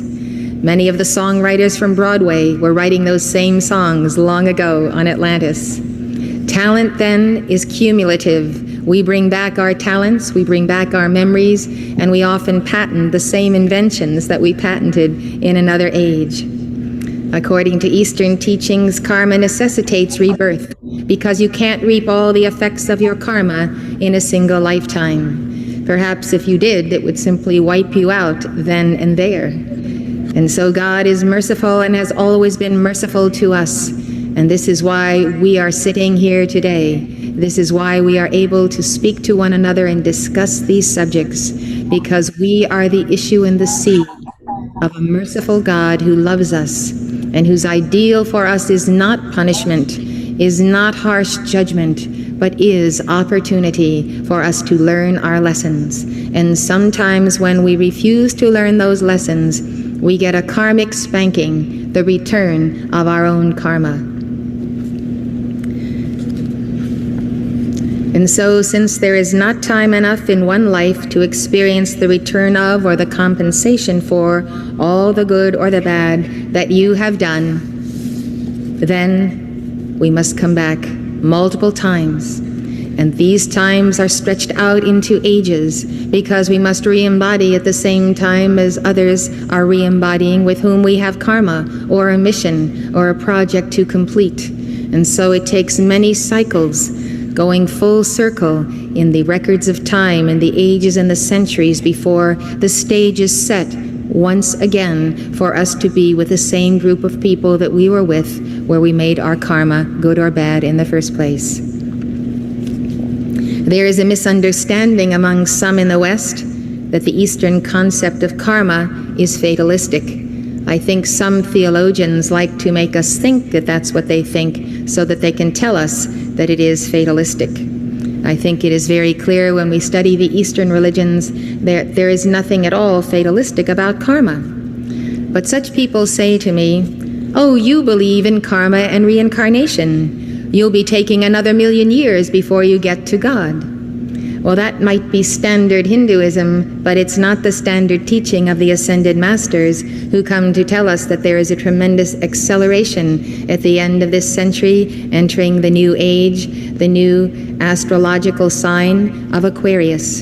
And in Aquarius, we have tremendous opportunity to balance karma by the flame of Aquarius, the violet flame, and under the tutelage of Saint Germain, who is the great teacher of Aquarius. So when people say that to me, I say, oh no, that's not my concept of karma or of God or of Jesus Christ. I also believe in grace. I believe in the grace of my Lord and Savior Jesus Christ, and I believe in that Christ, that only begotten Son of God, depicted in the chart of the presence, that one Christ is a portion to each one of us. Jesus demonstrated this profound mystery symbolically when he broke the bread. The bread is the whole loaf of the Christ, the universal Christ that he embodied. And each piece he gave to the disciples and he gives to us each time we take communion is that crumb of life. The crumb of life contains the whole loaf, the whole Christ consciousness. And that crumb is that figure, that presence, that love that is with us always, of the Holy Christ self, the divine mediator. And so with the help of the mediator, the universal one and the very personal one in Jesus, and the one whom God gave to me and to you, I trust that I shall and will balance my karma in this life, and I trust that you will also. So some people think that Hindus believe that there's no way out of your karma, that you'll be re-embodying here for so long that it might as well be forever, which renders kind of null and void the concept of karma, because it is so long in coming back and so long in returning that long is almost never, so you start not worrying about karma at all under this view. But it's really not today's teaching of Hinduism or Buddhism. The Hindu teaching on karma, as described in the Ramakrishna Vedanta word book, is that fruits of karma are reaped in the form of happiness or misery according to the nature of each thought or act. Although each person imposes upon himself the limitation of his own character, as determined by his past thoughts and actions, at the same time he has a choice. This is what Saint Germain and the Ascended Masters have been telling us again and again and again for years, because so many of us are the victims of predestination, of a fatalistic type of consciousness. What will be, and we have nothing to say about it. Free will comes from the divine spark. It comes from the presence of Christ, or the light, the anointed one with us. Christ is not necessarily a Christian term. It is the Greek word that means anointed. The anointed one, the real self of us. And so, by that presence of God with us, by the I am presence that we can see in the chart of the presence, we understand that every single day and moment we exercise free will. We make a decision to be constructive or destructive, or somewhere in between, neutral. Of course, there is no neutrality in life, so we better decide which side we're on and take a strong stand for that side. Free will, then, is the means whereby we make good karma or negative karma. Free will is the pivot of existence and true being. Free will makes us sons and daughters of God, instead of mechanization man, automatons, or robot created by Atlantean or present-day scientists. We have to understand that free will is our capacity to become God, to become the full manifestation of God when we have our victory. Devotion to God, enhancing good karmas and mitigating evil ones, begins to loosen the bonds of karma. When a man achieves illumination, his acts cease to produce karmas. And so we have a choice when karma descends. We can either follow the tendency of our karma and of our past, which is written also in our astrology, or we can challenge it. We can struggle against it. We can say, I'm not the victim of my stars or my fate or my past karma. I am a new being. I am a new creature in Christ. And as I stand, so I stand. And this day I determine that I will be all love in action. And if I hated my neighbor yesterday, I will love my neighbor today. That is my free will, and I summon the will of God to assist me to change the course, the set of my sails for a positive victory in this life. You have the freedom to do this today, to make your decision, to take a vow to God, to be who you are, and to fulfill your destiny. And so free will allows us to look at a terrible karma that has descended upon us and decide how we will respond to it. It's not what happens to us in life, it's how we react to it that makes all the difference. We wake up one morning and we find that our wife has left with our children, our husband has disappeared, or our house is burned down, or our business is destroyed. Calamities come upon people. But because we have free will, we can say, I will not be moved by this karma. I understand it as a blessing and as a teaching, and I will take my lessons from it. I will overcome it. I will get beyond it. I will contact my God. I will cry out to my God as the psalmist did, and he will hear me. He will not fail me now. So we should never point the finger at people who have had adversity and say, aha, his karma descended upon him. He must be a bad person. Gautama Buddha attacked Makahali Gosala, a contemporary teacher, for holding a fatalistic predestinationism, which denied that man's actions had any influence in determining his future.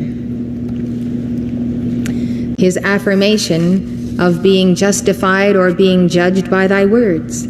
The statement remains true to this hour, and so does the entire Sermon on the Mount, which is full of comparisons of actions and effects, causes and effects. And if we are accountable for every idle word that we speak, how much are we accountable for every act, the state of mind or mindlessness that precedes the act, or the desire that impels it?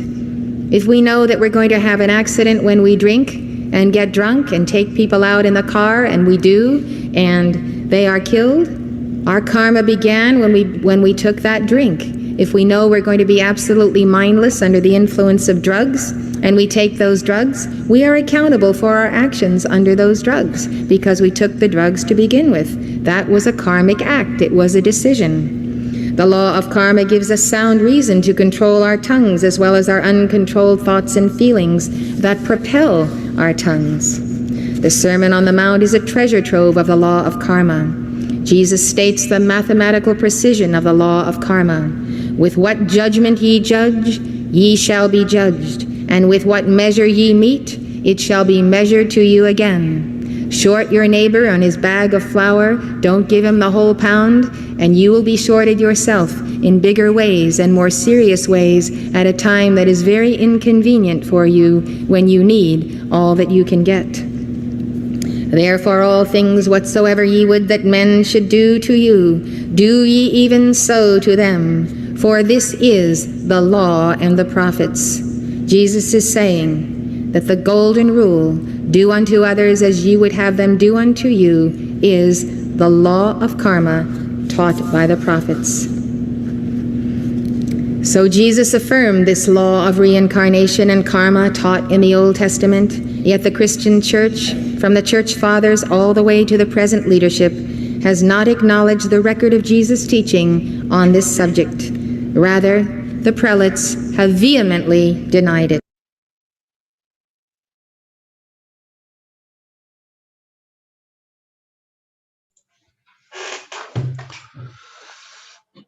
I hope you could be present for the whole of the session. It was a very nice 10 minutes talk. And I hope it was you were able to resonate with this talk because she's pointing to the same elements that we have spoken. And it's very, the way she has spoken is very fierce.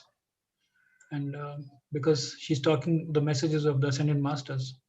So she's just saying that the true meaning of the descending of the karma, when it is when we give up our desires, our cravings, our attachments of things, like money, success, relationships, house, happy moments, happy homes, and so many. While we still know that we need all this, and that it is and it must be provided to us.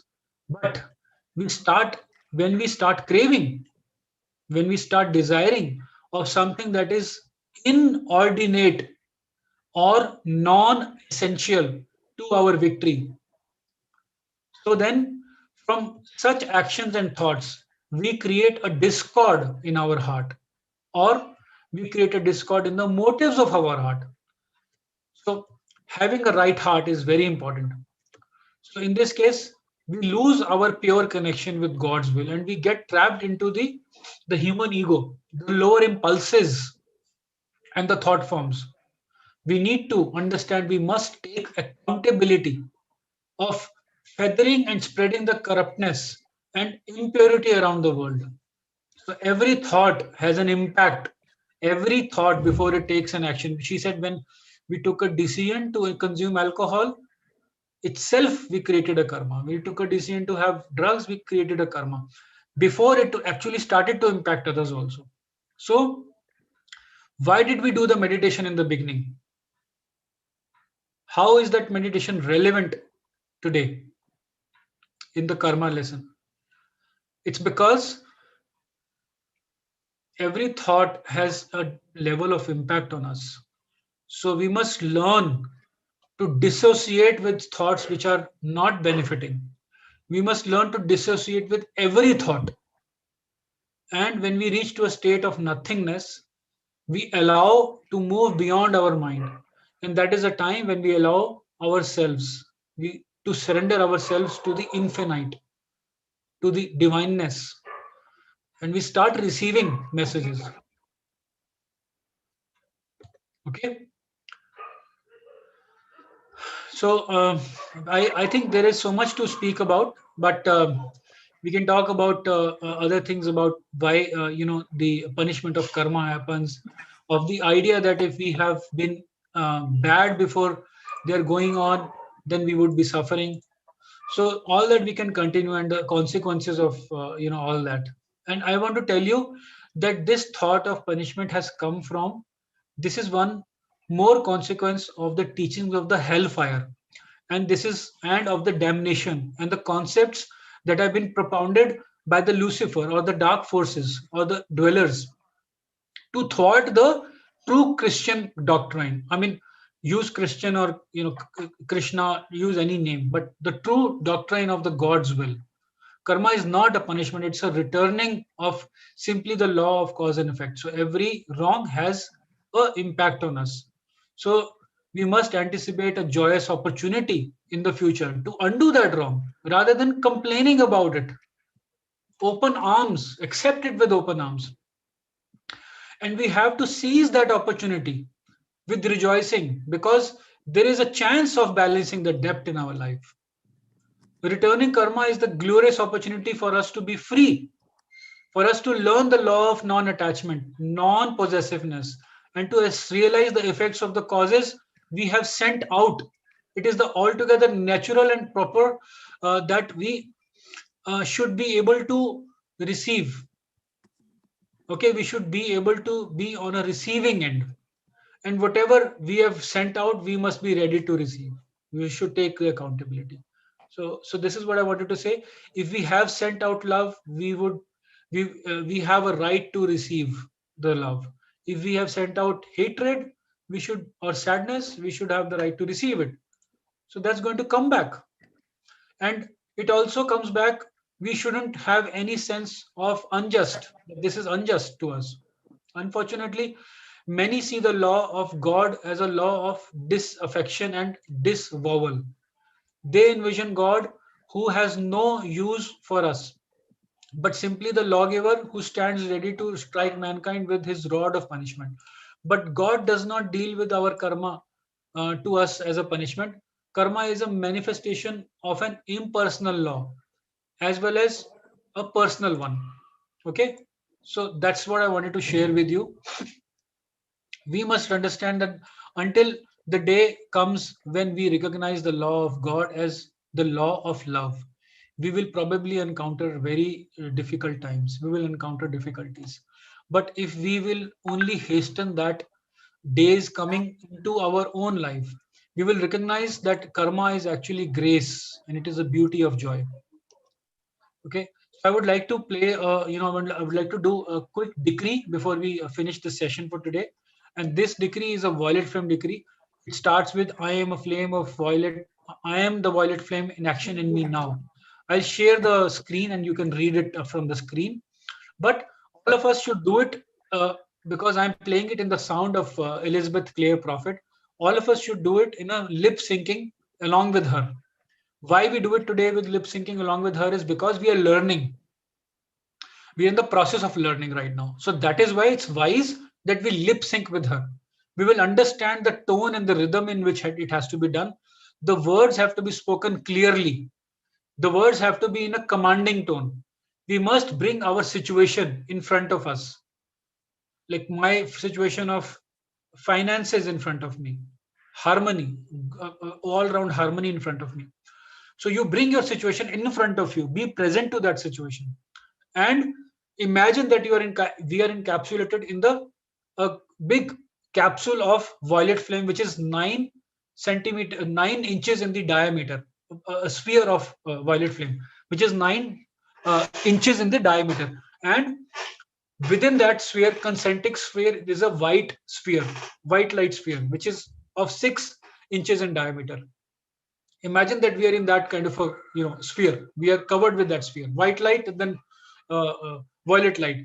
And with that, we will start the violet flame decree. It's very quick.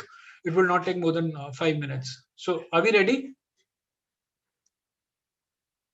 Sorry about extending it by around 40 minutes today. But if you all are ready, then we can play this. Also, we can end the session. However is okay with you. Okay with everybody. Seems okay, right? Yeah. Manjuji also says okay. And yeah, then we are playing. Okay. So sharing my screen. You will hear the audio.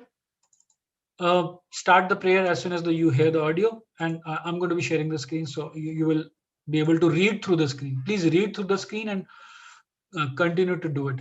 Would you want to switch off your video and do it? Unmute and do it. You're most welcome to unmute and do it if you wish to do so. So I'm just sharing this screen, and let me know if you can see the screen. You can. Okay. And now I'm going to be playing the audio. Please follow her words and do it along with her. Please. Let's start. Yeah. So with the coming of Saint Germain's dispensation for the Aquarian age, we had the sponsorship of America, you have the sponsorship of Australia, and many freedom movements have come forth. His aura, his presence. This master, if you can really comprehend the meaning of the master, is so profound and has such attainment, his aura fills the planet. And he does keep the action of freedom in every type of situation, be it education or science. As you know, he is the father of that science. But the violet flame is the key to action. We have a lot of people today who like to talk about things. Even politics has become metaphysical. We are seized with our theories. We think we know the way things should be done, but they don't stand the test of practical action. They don't work. The violet flame sees to it that we are charged with what works. What works is what is right, as long as its purpose is to glorify God in you and Christ in all people. So the violet flame is like that whistle, that tremendous wind of the Holy Spirit that takes from us everything else but what is necessary to get this world in shape. So I want to tell you from my personal experience, I know all of you have an intense desiring of your heart to do more for people, for life, to become more of who you are. And I know what that desiring is, and I know you wouldn't be here if you didn't have it. And the giant step into the path of really the masterful presence of your godhood, the giant step into the Great White Brotherhood, from the former to the new age, is the violet flame. So let's do it. The proof is in the pudding. On your I commend you to the great joy of this practice daily.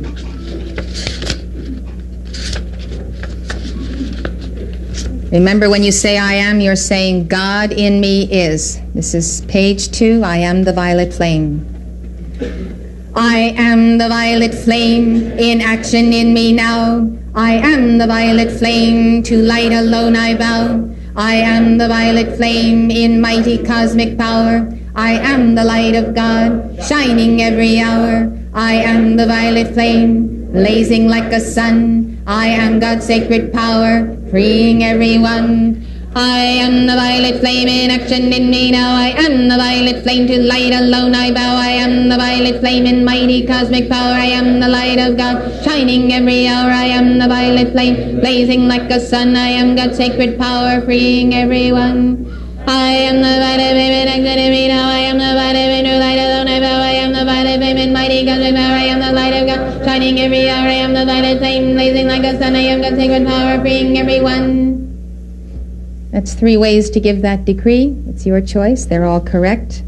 Just depends on building a momentum. I'm using a funnel of air from the seat of the soul chakra up to my throat chakra to give this decree. The power is the power of all of my chakras, all 7, at work simultaneously, releasing that sacred fire in the focus of the spoken word. I am the violet flame in action in me now. I am the violet flame, to light alone I bow. I am the violet flame in mighty cosmic power. I am the light of God, shining every hour. I am the violet flame, blazing like a sun. I am God's sacred power, freeing everyone. I am the violet flame in action in me now. I am the violet flame, to light alone I bow. I am the violet flame in mighty cosmic power. I am the light of God, shining every hour. I am the violet flame, blazing like the sun. I am God's sacred power, freeing everyone. Now you have the mantra, I am a being of violet fire. I am a being of violet fire. I am the purity God desires. I am a being of violet fire. I am the purity God desires.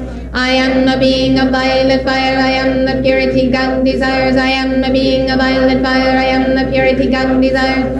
I am a being of violet fire. I am the purity God desires. I am a being of violet fire. I am the purity God desires. I am a being of violet fire. I am the purity God desires. I am a being of violet fire. I am the purity God desires. Then we have the lovely God presence, violet flame decree. More violet fire, page 6. This has a very special rhythm. The power of this decree is in the spoken word and the rhythm. Loving God presence, I am in me. Hear me now, I do decree. Rid of past each blessing for which I call upon the Holy Christ self of each and all. Let violet fire of freedom roll round the world to make all whole. Saturate the earth and its people too with increasing Christ's radiance shining through. I am this section from God of love, sustained by the hand of heavens, love transmuting the causes of discord, here removing the cause of the undue fear. I am the full power of freedom's love, raising all earth to heaven above. Violet fire now blazing bright in living beauty is God's own light, which right now and forever sets the world, myself, and all life eternally free in ascended master perfection. Almighty I am, almighty I am, almighty I am.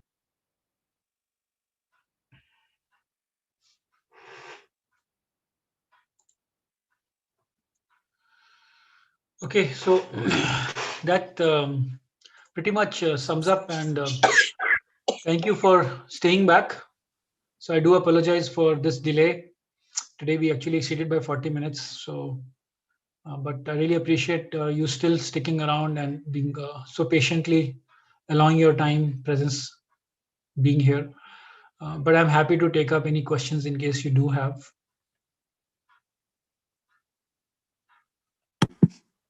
So I understood the thing that you showed, that picture you showed for what the Christ age offered us by Christ mediating for us. How is that now in Aquarian age? Has an addition of violet fire there in that picture, and where is it? Yeah, the connection of violet fire is basically through our chakras. Okay. So we have a crystal cord, and usually the crystal cord is connected through our threefold flame. So our threefold flame, you will have to visit earlier lectures to actually really understand it's a science. But I'll answer you very briefly. But you can deep dive into it if you wish, and you can do your research. Also, you can listen to the lectures in which I have explained this. So the threefold flame is basically our connection with the God, and threefold flame also is the opportunity for us to expand on our major threefold flame is the core which I helps us understand to move threefold. forward to our ascension. So it I has, understand threefold. Violet, yeah. So yellow, threefold flame has three color. It has pink color, yellow, which pink, is, and violet. yeah, Yeah. pink is for love, and yellow is for wisdom, and blue is for power. So the combination of threefold flame changes different God energies. It can be made into violet, it can be made into purple, it can be made into gold, it can be made into green. By changing these colors, we are changing the God qualities. But this threefold flame is our core connection or our opportunity to fine tune our God quality. So this is a gift which has been given to us. Okay, along with our causal body. So this is also something which if you can spare some time, earlier lectures I have explained about the causal body and threefold flame in depth. But threefold flame essentially is our connection with our middle figure, and from the middle figure also further towards our I am presence. There are people who become soulless, whose threefold flame is extinguished, and it becomes very difficult, not impossible, but it takes up a lot of effort to reignite the threefold flame. So idea is there was golden age when the threefold flame was equal to the size of our being. So our bodies were more etheric, they were not physical like right now. We were not in the process of struggling to earn money for our livelihood. That was not our agenda. We used to think and we used to receive. We think of food, we used to get food. We used to think of having flowers, we receive flowers. So violet flame was doing all that. Now the thing is that our threefold flame is reduced to 1/16th of an inch. Earlier, when we were in the etheric, form, our height was 9 feet, and our threefold flame was also 9 feet. Okay, and right now the threefold flame is 1/16th of an inch. We can expand our threefold flame. It can expand to, become the size of our own body. It needs a deep practice.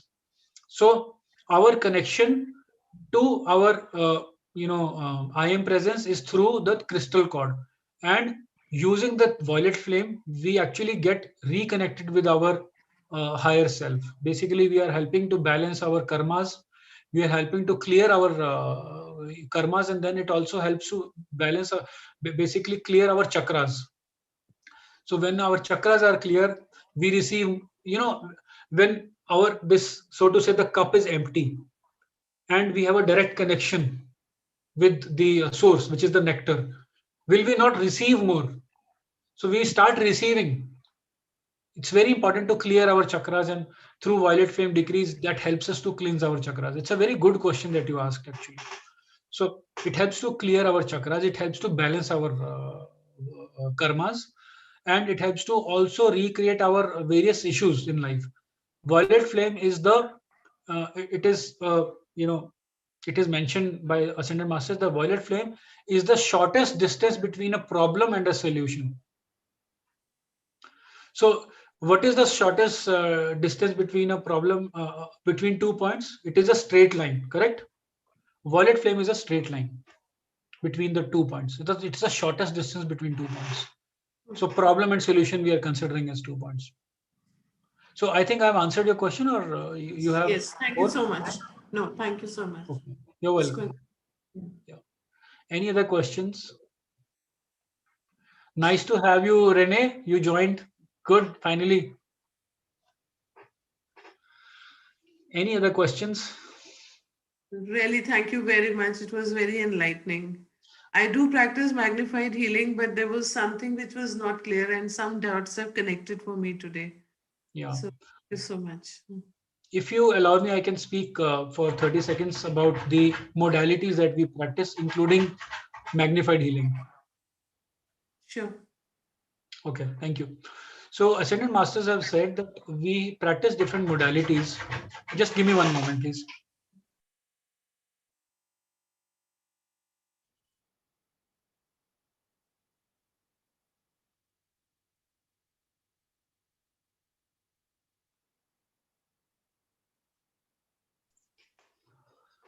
My dog doesn't listen if we don't listen to her. We have to talk to her. Okay. So Ascended Masters have said that practicing any modality which is lesser than the teachings which have been given by the Ascended Masters is basically doing one thing. It's doing a couple of things, but one of the things which it is doing is, which also includes Reiki and magnified healing, is that it pushes our balancing of karmas from our physical body to our lower etheric body. And so there is a concept of balancing of energy, which is basically energy cannot be created or destroyed. It can only change from one form to another, which means transmuted, right? So by doing different modalities, including magnified healing, we are shifting our energies, balancing our energies, our healing process and our karma balancing to the lower etheric plane. So the lower etheric plane is more close to the embodiment of human. We are existing in 4 different levels. Okay, etheric, mental, emotional, and physical. Okay, and then the higher levels are basically the Atman, and then the I am presence and the causal body. Those are 3 higher levels. We can also access them, but we are more closely connected to these. So lower etheric body is coming within these 4 levels. So what happens is that when the karma or the healing gets shifted to the higher etheric body, then we feel better, we feel healed, we feel great relationships. But it is, so to say, it is only in a state of transition, of it is parked in a state of transition. It is not evaporated, it is not transmuted. Sometimes we receive it back in the same lifetime. Sometimes when we are not in a position to capacity to receive, we receive it in the other lifetime, but it comes back. So the only way we can transmute the energies is by using the violet flame, or we can use the other flames, which is green flame, yellow flame, pink flame, and so forth. There are different flames, 7 different colors. So it's a very scientific thing. Sorry, but it's a little disappointment, but this is a truth. And I am a I have done my magnified healing some time back. It's been 2 years more. So all that, but I cannot avoid speaking the truth. It has to come. So it's not to make somebody feel good or bad, but the truth is there. So we must speak. That's all it is. Nothing more. Must. Okay. Thank you for that. Does it answer your question? Yes, it does. Okay. Thank you. So does a baby or a child has a karma? Yes, they don't experience karma until they are 14 years old, but they do have their own karma, which they must work on when they grow beyond 14 years, when they turn 14. Okay. So we must encourage the children to learn good things, and there is something called as divine ego, and there is something called as human ego. Divine ego is nothing but the use of the mind and the physical body in the divine order. A human ego is something which is use of the mind and the body in the human order. They both are different. When you go to when you go to a school, or when you listen to some good saint, they always tell you to bow to the elders. They teach you certain good things. I'm not talking about everything, but that certain good things, like being respectful, being in the state of being positive in life. Like, if I have to come and meet you today, I must be my best self, how much ever I can. It's not that I can be like somebody who is so good in speaking. I may not be a good orator. I may not be as courteous and soft spoken as somebody else, so and so forth. But I can be the best of myself. So the intention is to be the best of yourself. How you can be your best of yourself is by by doing what best you can do. Remember, don't forget that. You can always say, I am not as good as that person, but you can be best of yourself. So being the best of yourself. The intention has to be pure. Yes, this is the crux. The crux is that can our hearts be in the right order? Because our hearts are they are the opening gate. They are the opening gate of really making the movement step. This is the first shift in our in our journey towards moksha, or in our journey towards learning the God qualities. Very important. Having a pure motive of heart. So it's not one time, it happens gradually. I just want to inform you, whatever we are learning, it's this is called as a multi-dimensional teaching. It's a non-linear, it's not like our school academics where we learn step by step. It is a non-linear learning, and you will learn at different stages. So whatever we are listening now, if we revisit, we might understand it differently. And it's also multi-dimensional. We understand one dimension right now. What about the other dimensions? So it's happening in a multi-dimension way, and it's also happening non-linearly. Like it doesn't matter today. I have learned this much. You could have learned, which people might take years to learn, lifetimes to learn. So it doesn't have any calculation of physical time. It's not a time bound activity. Okay, so at what age one starts making a karmic account? I told you at 14 years age. Thank you so much, Sister Nalini. Will have to exit. Okay, yeah, sure. Let's wind up. So Banita Kukreja, I will send you the invite. Also, you can see the invite here right now. I'm sending it in the group. This is the invite. Oh, okay. 1 second. I will send the invite right away.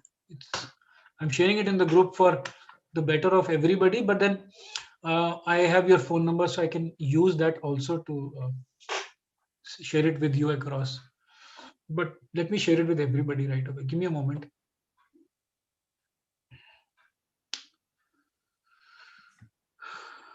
Okay.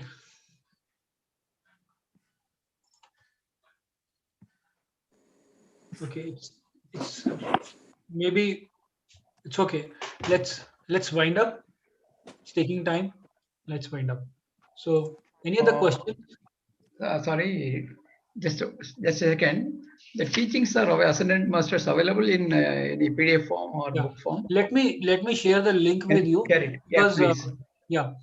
I would like to also maybe if today it's a little if we don't have enough time today, we can do it some other day. But then I would also like to inform you that all of you can join the the Summit Lighthouse and become keeper of the flame.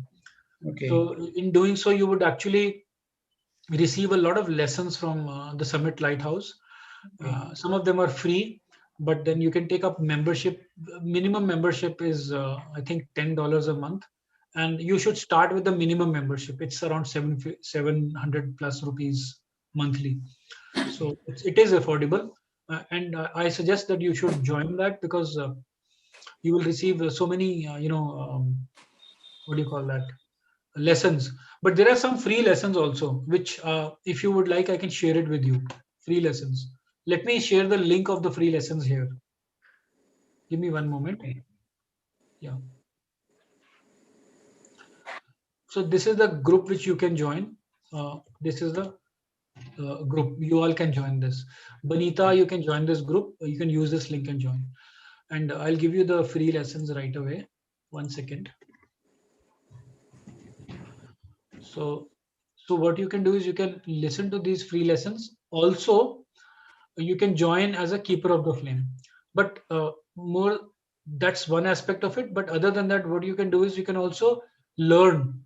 All my research has been done through the website. So you can actually visit the website and do your self study.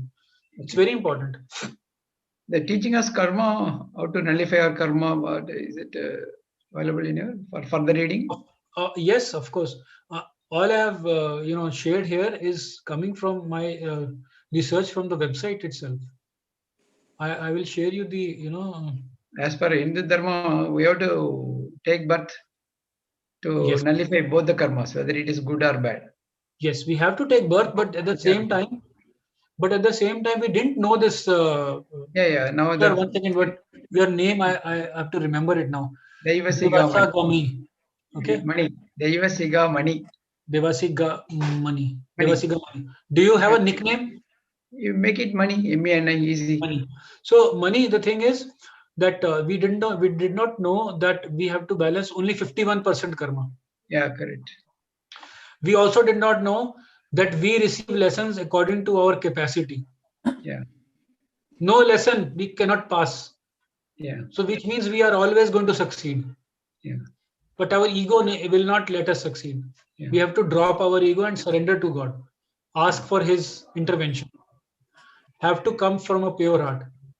Tomorrow, if somebody does something wrong, if we start with the same token, in justice we might prove right, but in the law of karma, we will not be able to balance. In the spiritual enlightenment aspect, there is something called as enlightened self-interest. In the enlightened self-interest, we will not have really moved forward. We might have gone a little more back.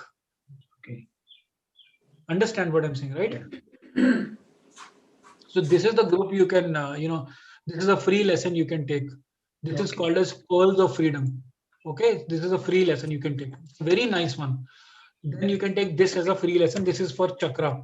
I encourage you to take this lesson, because what you learn in this, you will not learn anywhere else, because this is very different. Then this is the third one, which is about archangels. You must learn about archangels. Who are those archangels? Okay. I'll read this because first time hearing about ascended masters and all. Yeah. Okay. I too heard only 10 months ago, sir. So can you share all these links in the WhatsApp message? So then there is one. Yeah, of course. Why not? Please do that. I will do it. Please share in the WhatsApp, sir. Thank you. That's better. You can join the WhatsApp group and you will receive it in the WhatsApp group also. Okay. So please join me also in the WhatsApp group, sir. I have sent the link, sir. You can just join the link. Okay. I'll send it again. 1 minute. Okay. This is the last link you can use and join the group. Okay. Because I don't have your number, no? How can I invite you? I only have one number, which of course I will. You send the link. I'll join it. Yeah. Okay. Any other question? No, it's a big subject. We have to talk hours and days. Thank you, sir. I think you have put a lot of effort to enlighten us. Thank you very much. It's my pleasure, sir. I receive it and hand it over to my presence. Thank you. Thank you. Namaste. Thank you, everybody. Thank you for your time. Thank you. I really appreciate you gave your time and you gave your attention. And it is very precious that you gave. Thank you. Bye. Have a nice Sunday. Have a nice lunch. Sorry for the delay. Breakfast, having breakfast. Oh, you have amazing Sunday. Continue with your weekend. Yeah, good. And then I have to join start for the weekend. Now. Yeah, let me do a quick closing prayer because it's important. Thank you. And I forgot, actually. I will just quickly do it. I have just shared the audio. Oh, I have just shared the screen also. Okay, I'll share it again. Okay, so this is the closing prayer. Okay, yeah. So I'll play the sound now.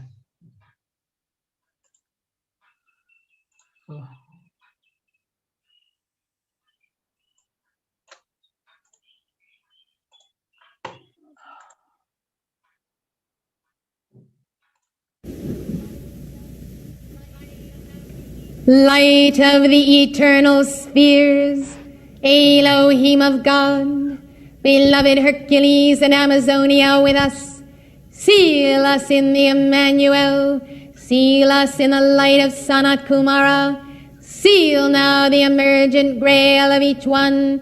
Seal the flaming potential of the soul, the heart and the mind, and the physical foundation thereof, the mental, the etheric, and the feeling world. Seal these hearts with living fire. Seal them now as we sing to the Ancient of Days, Sanat Kumara. Fill our grail, fill us now, Sanat Kumara, and let us be a living replica of the chalice of Elohim and of the Ancient of Days. In the name of the Father, the Son, the Holy Spirit, and the Mother, we accept it on this hour in full power. Amen. Say Amen. Amen. Accepting this prayer. Hi, Renee. Okay, good to see you. Yeah. Okay, you're on mute. Yeah, okay. I said fabulous lecture. Thank you. Amazing.